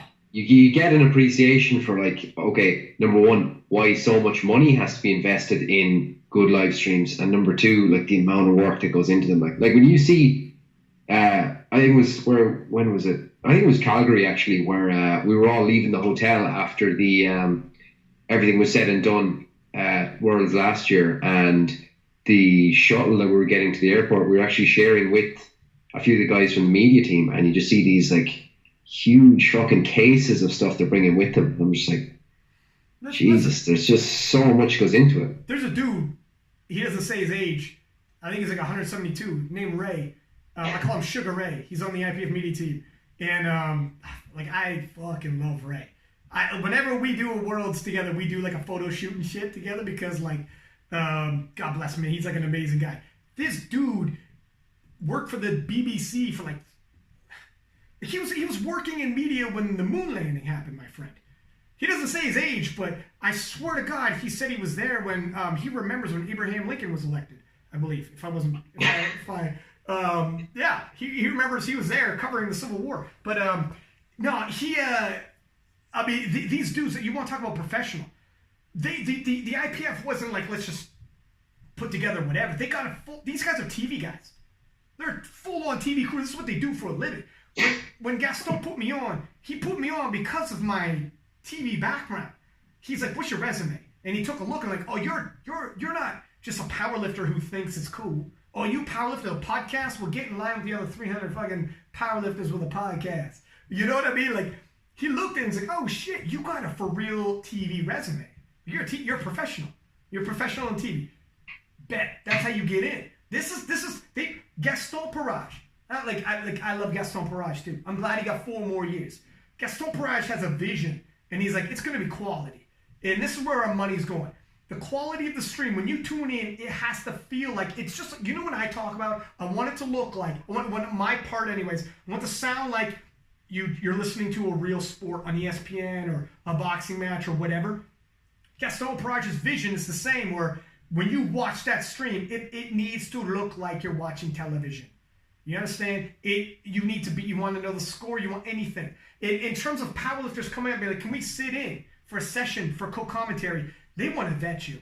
Don't come in the open if you haven't done it before and be like, because we've seen in other streams, and people like, oh my God, shut up, stop it, blah, blah, blah. You see in the comment section, people like, oh my God, this person has to stop. Gaston and like the TV guys, Eric Roop and Richard, like, look it, we want this to be nothing but premium quality. You got to like earn your stripes in the Masters, in sub-juniors where nobody gives a shit and no one's watching really, no offense, but the viewership is like a fraction of. Okay, their family and friends are watching, but you got to show us. Like, you got that. And if you approach it like, oh man, I'm not really that excited about it. And it's not just show up and get through a session. Anybody can sit through a session. Can you do all the things I talked about? And for real, like, you better not, like, you got to give it. And then you could be a co. And then, you know, it's tough, man. And that's where they want. They want that. They don't want, hey, here's my powerlifting resume, IPF champion. Let me hop in. If you're a dud, you're not bringing anything. You're not bringing what you think you're bringing. The novelty of you being an IPF champion wears off about after the opening squats. Okay? Then we're done with it. Your name and everything is now done, and you suck. Right? People are going to start tearing you up in the comments and being like, stop talking. They don't care anymore. So that's where it's like, you know, they have a vision with that. And that's where Gaston, when he looks at it, he's like, look, if we're going to get into the Olympics, or people like, we're never going to get into the Olympics, fine, whatever. I don't want to argue that. I think we will get in the Olympics. You'd be surprised what we did on the Olympic channel. We're on the Olympic channel. Some people, believe it or not, watch the Olympic channel just for any old sport, and we killed. We did amazing. The Olympic channel couldn't be happier. And that's what Olympics is all about. Will people watch you? Because we can put sponsors on it and make money. Even if we don't get in the Olympics, fine. Let's just say we're not going to get in the Olympics for people who don't want to hear that. If you're trying to lure sponsors in and they take a look at your product and it looks like some fucking high school kids put it together and you're a local meet down the way and you're like, this is the biggest meet in powerlifting. And it looks You got people who are just not media guys doing the commentating, not media guys doing the video and audio, and it's I don't know what's the score. What's the score of this game I'm watching? What's the significance? Why do I care? What's happening here? It's shit. And it's not going to get us the sponsorships. It's not going to bring in a new crowd who hopped on. You heard your friend is powerlifting, and they watch, and they're like, God damn, I'd watch that. That was fun. That's how you recruit talent from other sports to participate. That's how you recruit sponsors. That's how you grow the sport. That's how you get on television. People who are just like these negative, what does it matter? Powerlifting's boring. Doesn't matter. No one cares. Blah, blah, blah. Well, you're not doing shit. You shouldn't be involved. Your opinion, don't even get involved with it. You don't see Gaston's vision. You don't see any of our visions. Our visions lined up. And I see it. You know, I can see where we could go. Look, I'm going to be a hard guy to tell this can't happen when I just told you the story all of what I did. And I'm just a dude, man, from Guelph, Ontario. If I told you in 2007, here's what I think my next few years are going to look like, if one of your buddies said that, you'd be like, everything I just told you, you'd be like, get the fuck. So when people tell me powerlifting's not going to go this, do this, that, and the other, I'm like, man, we got no room for you in this team. You're not bringing nothing. I know what we could do. I'm going to be a hard guy to discourage. You know? Oh man, that might be a good point to jump off and wrap things up. All right, my man. Yeah. Sounds good. What we got? Any closing thoughts or anything else you'd like to add? No shit, dude. I don't know. You got any questions? I think I fucking said a damn lie. You had told me to come on. You wanted origin story of King of Lifts, commentating, and how this all came to pass. And I get this question a lot. And I think like some people just think like things fall on your lap. And they're like, I had people say like, why you? How did you get here? Why are you in the position with King of Lifts, commentating and all this? Like, this is kind of fall in your lap. And I'm like, man. And I don't got time to tell you a fucking 10-year story, a 10-year overnight success story. So I'm like, yeah, I got lucky. And it's like, so I appreciate you having me on and me having the opportunity to say like all of this whole past 10 years plus to be like, hey man, it's been a slow boil. Yeah. Well, here's one for you now, just to wrap up on, like, looking forward, like, what is your vision for the position that you're in as, like, voice of powerlifting, king of the lifts, commentator for the IPF? So you have a certain amount of power there. Like, what's your vision for, like, the impact you're going to have on powerlifting and what you can do with the sport? What's the legacy you're going to leave? I want to keep growing this.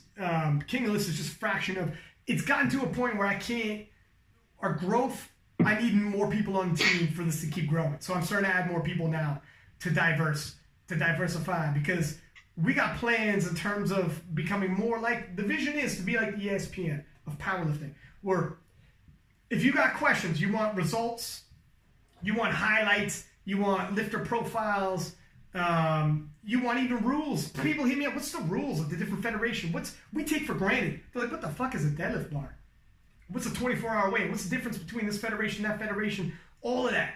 I want to consolidate and make it easier and easier so that you can come to one spot for it. Because if you're new to the sport and you're trying to get a grasp on it and trying to be a fan, I want this easily digestible.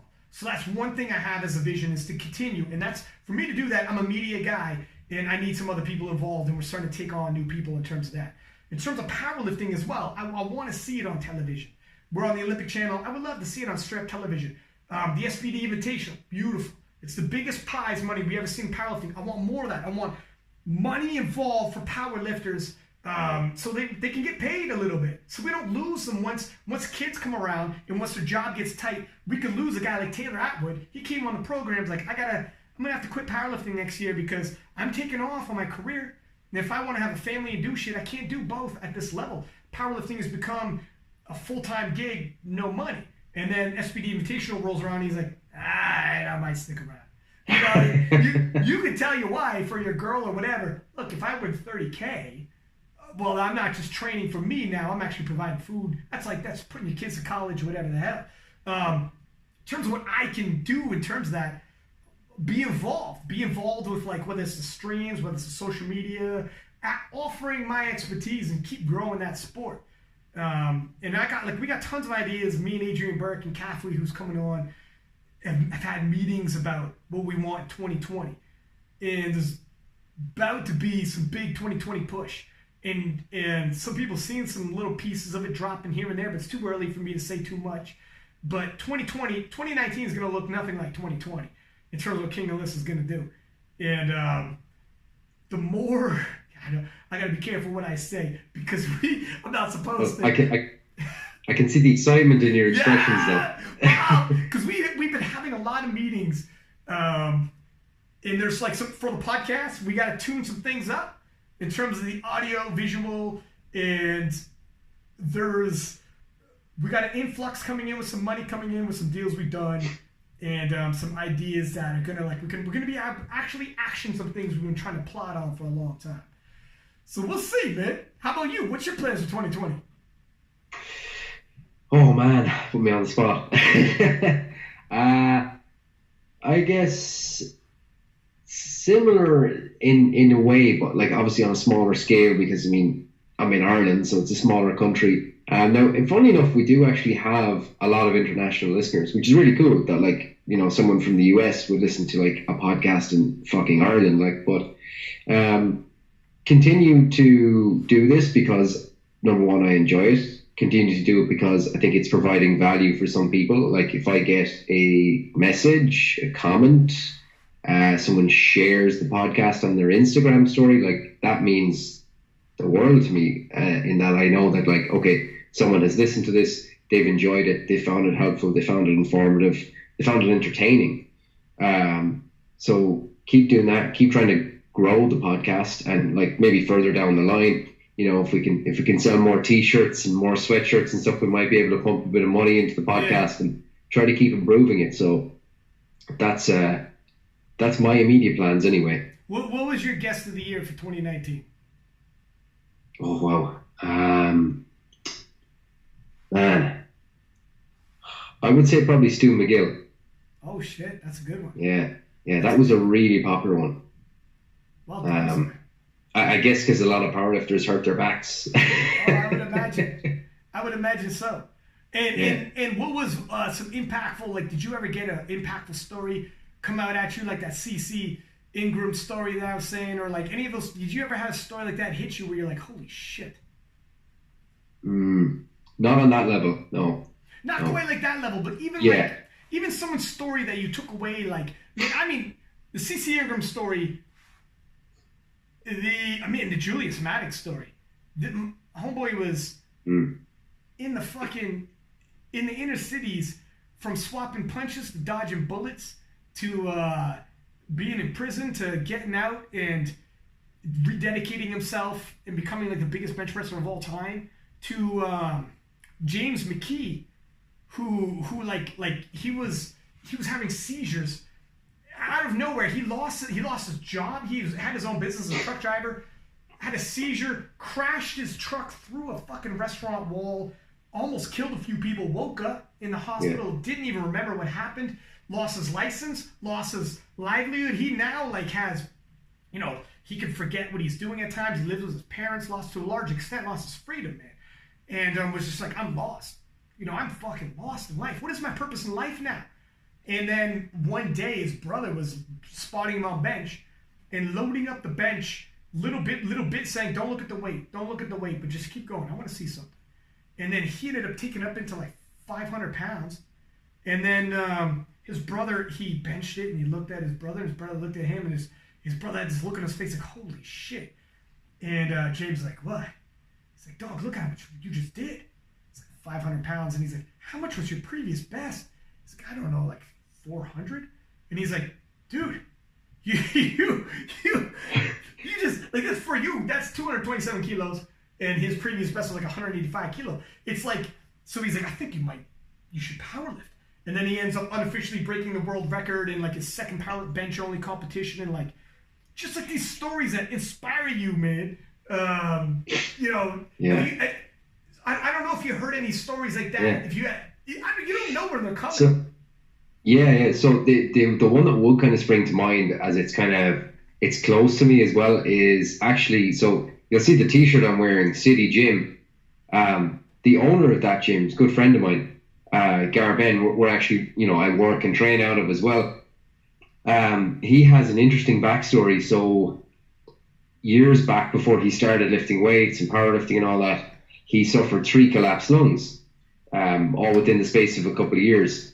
And it was spontaneous pneumothorax. And when he was sat down with the doctor talking about it, it's like, okay, this condition is common in someone with your circumstances, but we don't know why. We just know that it tends to happen in young, skinny males, Holy and moly. he fitted that description. And at the end of the third collapse lung, he was down to like 45 kilos. So what's that, like 100 pounds or something like Oh that? wow, yeah. Um, at like 5'9", 5'10". So he was like Oh, really, really, really underweight. So he took it upon himself to put on weight, put on muscle, get eating, get lifting weights, get bigger, and he hasn't had any reoccurrence of it since. I mean, obviously he gets trouble with the scarring and stuff from the surgeries he had to do, um, things like that. But uh, like following on from that, then so he got into powerlifting, opened his own gym. He now provides a facility where other people can come in and train and get into powerlifting, get into weight training, and he's basically developed a community, uh, almost out of necessity, but like what he's provided for so many other people is really really special. yeah. Isn't that crazy how like initially that would sound like it's a bad story was happening to him, but because of what happened to him, he was forced to pick up a barbell. If he's a normal dude, he may never have picked up the. You know how many people walk around there never going to start lifting weights. 100%. He Yeah. had no choice.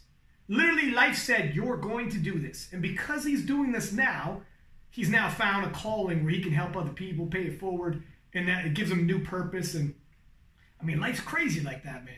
That's Yeah. it's kind of this one lady I met at the Worlds in the Masters in Belarus. She was co-commentating one time, and I asked her like, "How did you find powerlifting?" And she said, "Like this is if you're religious, you say it's God. If you believe in the universe, you say it's destiny. Whatever it is." But it's she was driving her car, and literally, I shit you not, got struck by lightning, and got tons of injuries. And they said you have to start lifting weights for rehab, and she started lifting weights, found out she's good at it, got really strong. She's a woman in her 40s. She went her whole life never lifting weights. Started Yeah. lifting weights within 2 years was at the World Championships, and within 3 years won the world title as a master. And it's like, if ever there's a sign, if the universe is giving you a sign, it literally strikes you with a fucking thunderbolt to get you on the right path. You know what I Yeah. mean? I was like, that is a phenomenal story. Holy smokes. That's incredible. Yeah. Yeah. That's a way better origin. I got to tighten up my origin story and just fucking say something like that. Ryan, King of Lifts, commentating. How did it happen? Arthur, I got struck by lightning one day. And it all came to me. Then the vision came to me when I was in the hospital bed. It'll go from 60 minutes to 60 seconds right there, man. But just as impactful. I got to tighten it up a little bit. Everyone needs an origin story. Or you take that. What's your origin? Actually, what is your origin story? Oh man. Mine's a lot more boring. It's basically, played sports as a teenager. Was big into rugby. Got to like what turned out to be the final year I was going to be playing rugby. Got enrolled in a strength and conditioning program that summer. For like our off season. I'm like 16 or so at the time. Got really into lifting weights over that summer, and then over the course of the next year, got more and more into lifting weights and exercise science and all that, and less into playing rugby. Eventually packed in rugby, went lifting weights and being that guy full time.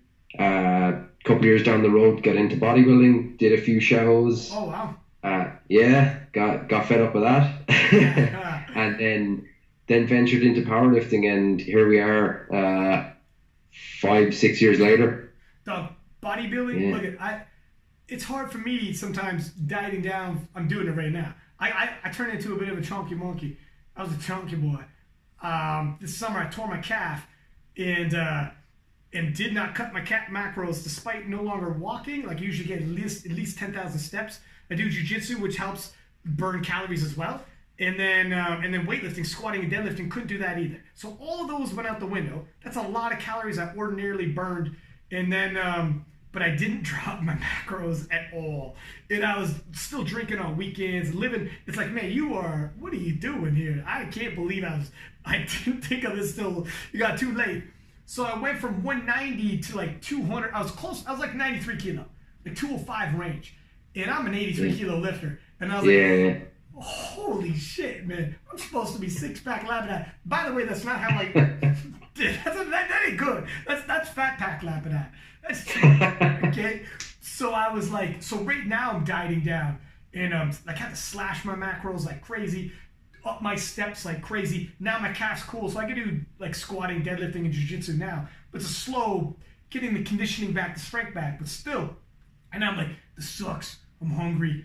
But when I have buddies who have done bodybuilding, man, my girlfriend back in the day, like did a show one time, and it's, dog, what you guys do is crazy. With the type of discipline and what you guys do to your bodies, when you get that lean, your hormones, and she was a girl, or she still is a girl, but she's a girl, and I talk for a living, by the way. No, but she's a girl, and what it does to a woman's hormones. It's crazy. It's not even healthy. And the males as well. Like you can mess up you can fuck up your system. Testosterone levels go all crazy if you get really low body fat, and like it gets crazy, man. That my buddy who was every now and then, Scott McClellan, shout out to him. He does he's helped me here and there for nutrition at the time, and he warned me, he goes, all right, here's what we got to do, and here's what we're going to do, and here's the worst case scenario is why we're not going to just slash indiscriminately your macros and calories. But whenever I hear someone did bodybuilding, you know this man's got discipline. This girl, she's been there. She's also left bodybuilding, so but you still did it. You still did it. I don't care what place you did, what titles you did. Day in, day out, you go through mentally. You go through some shit. Yeah, I think that's it. Like it's people would ask me like, what's harder, bodybuilding or powerlifting? They're both difficult in their own different ways, but yeah, for like contest prep, mentally that stuff is fucking torture. That's draining. Like mentally, did you have like moments where for real breakdown where you're like, I've heard dudes talk about they really get like, you can go through some depressions, you can go through all type things can get funky because your hormones at this, you're not supposed to be like that. It depends on, it hits everybody differently. How did you feel about it? I think looking back, I definitely developed some like really over the top obsessive habits, and from time to time I would get these thoughts of like conspiracies around me. I think that like people were out to get me, shit like that. Not like actually trying to like physically cause me harm, but like they're trying to like actually piss me off, deliberately when they weren't. I was just reading into things. I would have loved if you had a podcast at that time. They would have been really wild and interesting. Yeah. But you would have like, I know what you mean. Where you like this something you ordinarily, when everything's good, someone says something, does something, and you're like, whatever, he doesn't know what I'm going through or whatever. But if you are on the brink sometimes, whatever it is going on in your life, you can't fluff something off and you're like, he did that to fuck with me. He did that. He knows. He knows that pissed me off. Yeah, look at him. He's fucking pissed. He's trying to piss me off. All right. You start thinking like that sometimes. Sometimes I know what you mean, because I'm a fucking psycho too. No, but everybody's had moments in their life where, you're in a tough moment and you're not yourself, and you're like, sometimes you got to double back and like, oh, Jesus, I'm gonna have to apologize to a couple people during that time period if I'm like, hey, I wasn't myself right there. Yeah, man, bodybuilding can be, especially that's why it's one of those sports when you want to be a natural bodybuilder, it's extremely difficult to be a natural powerlifter. It's easy, but bodybuilding it's almost detrimental. Sure, and do you know what? It's funny you should mention that, because like that was actually part of my thought process of like after I did my second show, and I'm just like, right, okay, did my second show, I wasn't as lean as I was in my first one. I put on a bit more muscle, but like overall, I wasn't as good as I was the first time. Right, where am I at here now? And then I was thinking like, okay, I had this vision of like an ideal physique, and I'm like, okay, that's not possible without drugs. Yeah. That's just not. So I'm just like, do I want to do this and like just continue to be dissatisfied considering all that has to go into it? I'm like, not really, you know? It takes your life, doesn't it? Like when you say all that goes into it, I've seen with the girl I used to date and her brother, it was a coach, and powerlifting, we get obsessed, but every fucking meal, when you're about to step on stage and get judged, and people are gonna judge your body, every fucking nook and cranny, my friend, and you can become obsessed, and you're not yourself. You're not being yourself. You know you're not yourself. Your hormones are all messed up, and you're grumpy, and like, it dominates your life. It's almost it can be unhealthy. You can be like, man, if you sign up for a bodybuilding competition the next 6 months, especially like near the end, like, did you find where you're like, you know what, this is all encompassing to a point? Yeah, but I guess it didn't.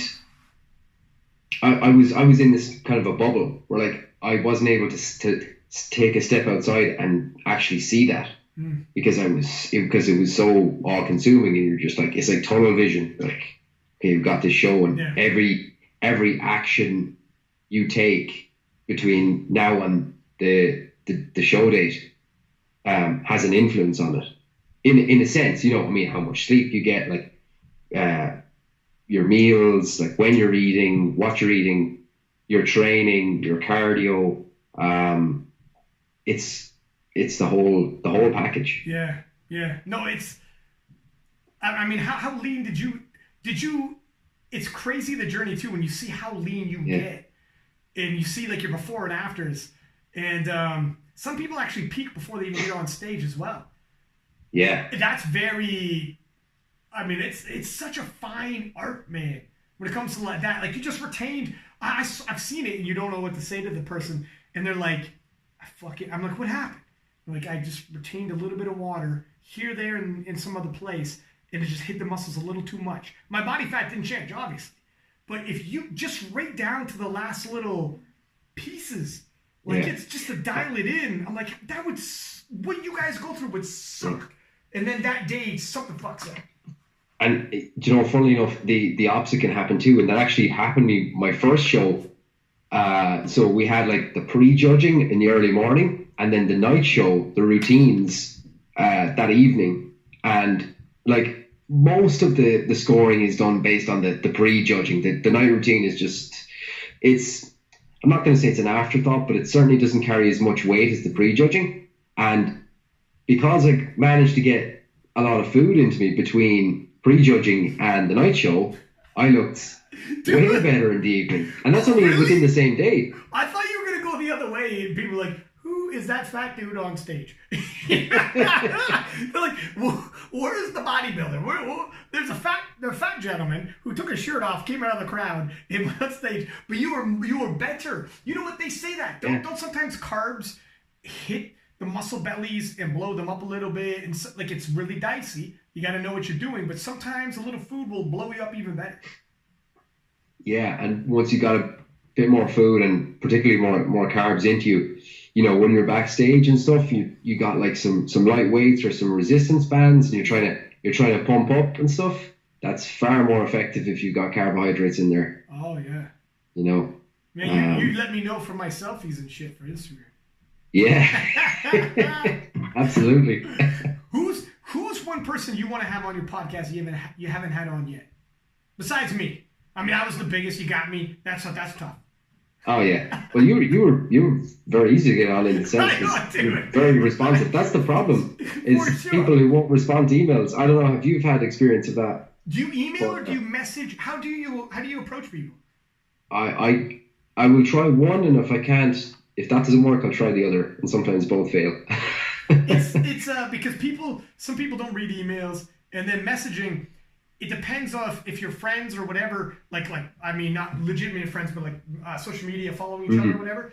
If you end up lost in a sea of message requests, then it becomes difficult because you're just lost in a sea of requests. So sometimes it's tough.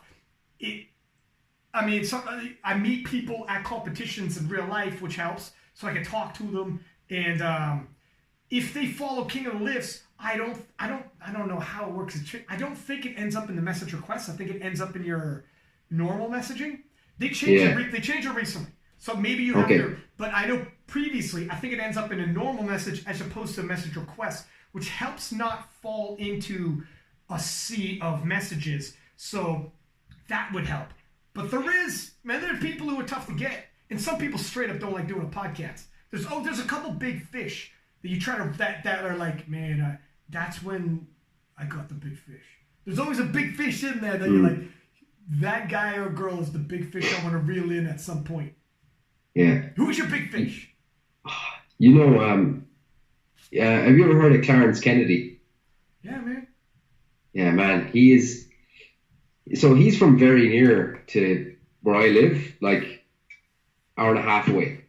But he is an incredibly elusive man. He's so elusive. It's just so hard to get on podcasts or interviews or anything. I just think he just doesn't like doing them. He might not. Some people, to sit down like this sometimes is pretty nerve-wracking. I've had some people be like, I don't know, man. Or they'll be, I'll come on if I can bring someone else on. You know what? Jonathan Gayko came on. And, but I remember he was like, after he won, I think it's before he won the U.S. Raw Nationals, but he broke the unofficial world record. And I was like, man, we got to have you on the podcast. You're the man to beat now in the 93s. Let's get you on. And he's like, oh, can I bring Joey Flex on with me? Because I've done that before. Had coaches on, and Joey Flex is his coach. And I'm like, we could, but my man Joey Flex can talk, okay? And he can fill up he can do almost all the talking. And then it turns out I don't talk to you. And I kind of want to get your background story and get you. Like, I don't mind having you and Joey. I'll have Joey on straight up himself. And he was like, I don't know, man. I'm kind of nervous. And then eventually I got him on. And I get it. Because you don't know what I'm going to ask you, or what if I have some kind of an agenda. If I'm like, you know what? Some people have actually hit me back and told me, hey man, I listen to your podcast. Sometimes you like a little bit of drama, but sometimes you like hyping battles, and I do like hyping battles. But I'm not gonna like create something that's not there, or like be like, you know, so and so said this about you. What do you think about this, Arthur? And this guy said, go fuck your hat, or something like that. Like, that's not gonna happen. But sometimes you don't have control. You know how you said when we kicked this off, you're like, I think because it's a podcast, I'm allowed to ask you certain questions because it's not a conversation. So some people are like, what are those questions? And they get nervous. And I don't blame them, man. And some people are introverted and they're not used to this. And like, I just like lifting weights. Sometimes we attract introverted people due to weightlifting and the nature of our sport. It's not a team sport. You can do it in your basement. You could do an online coach. You don't even got to see in real life. Then all of a sudden you become known within the community and people want to put you on the spot and ask you all these questions, personal questions. You're like, holy shit. But what I try to do with that is I try to put the guest at ease beforehand, and I say, look, here, we're going to be recording, but if I ask you a question and you think you fucked up the answer or you don't like the question, we can edit that out. And I'll also say, if there's any questions that you don't want me to ask, what might they be? Usually that's reserved for the guys competing in untested federations, but I'll leave that up to interpretation. You know what? I haven't done that. I never said that, and only once doing these podcasts, have I had to edit a video ever. No, twice. once I did it on my own accord, somebody said a joke that I was like, probably not good.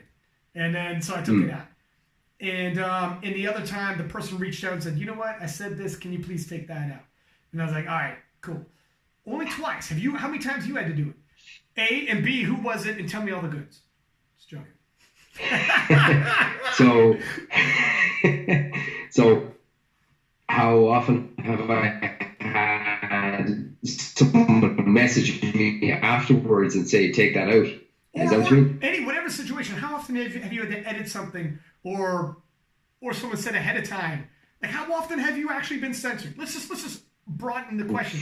How often have you been censored before or after the fact?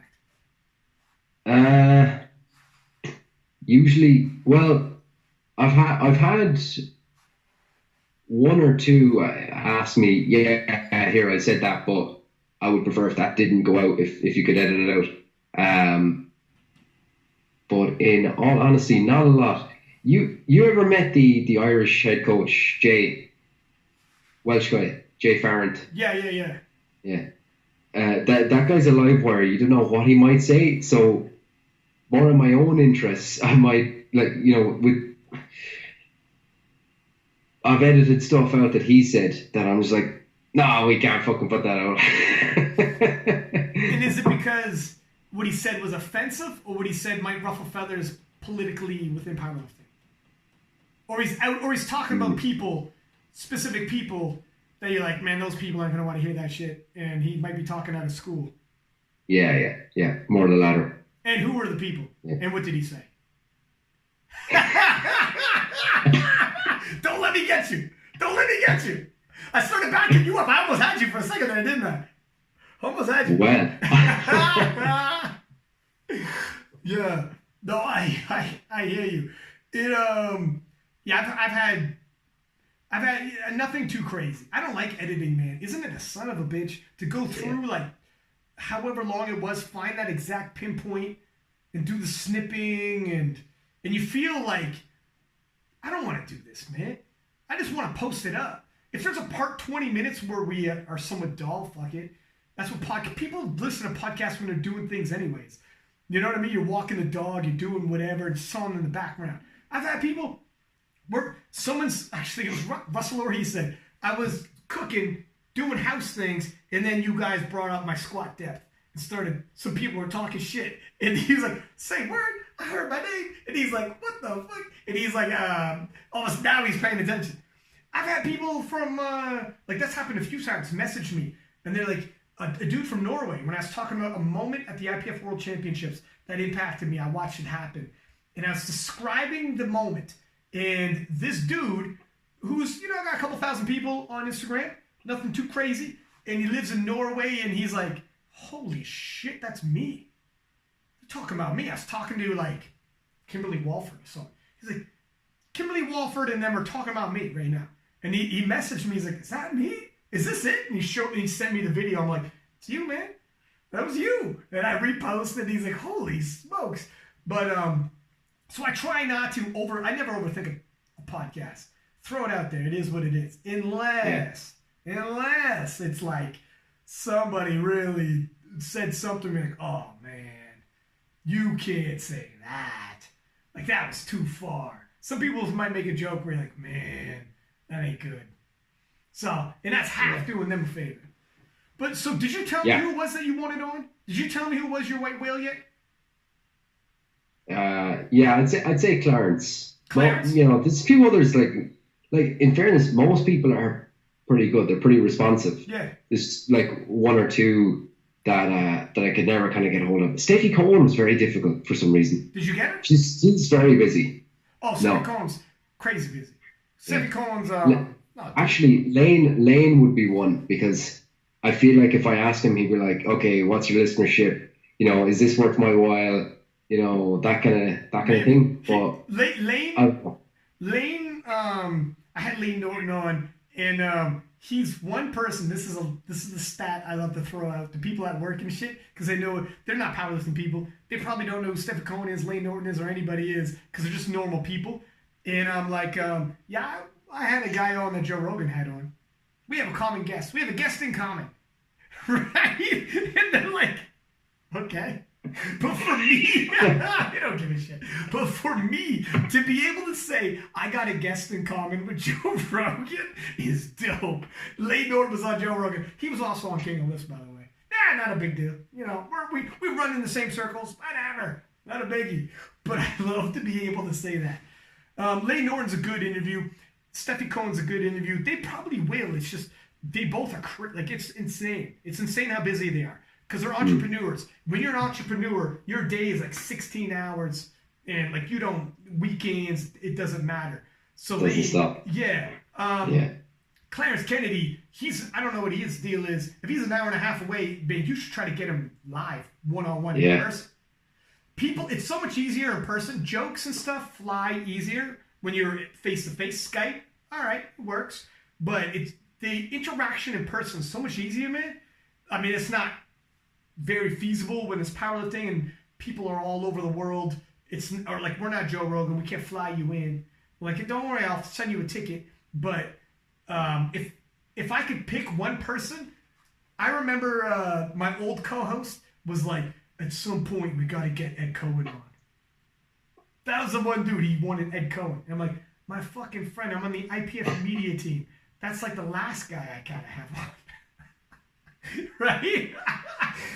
What are we doing here? I'm going to be off the IPF media team the very next day. I can't have that coming up. But it is what it is. Look, I stretched you another half hour after you said we're wrapping up, by the way. You see what I did there? Am I good? I do. Man, we got some gold. I'm glad you did it. I had a feeling. Now this time I really have to go. Okay, no worries. I had a feeling half hour ago, I'm like, nah, you're not ready yet. We're just coming at a slow boy, young man. I'll start driving. You're getting tired. You get in the passenger seat. I'll start driving the rest of the way. We'll take turns. We're going to get to the promised land together. But listen, thank you for having me on, man. Much appreciated. I love what you're doing because you're actually giving back to the powerlifting community. You know, every single person you have on, every single listener that listens to your program, they get to hear that person's story, whether it's knowledge shared, whether it's the story of that person shared, and someone relates to the story. It's content. You know, everybody, so few people give back and give back without any kind of looking for something, like we said earlier in the podcast, like I need to see something back from it.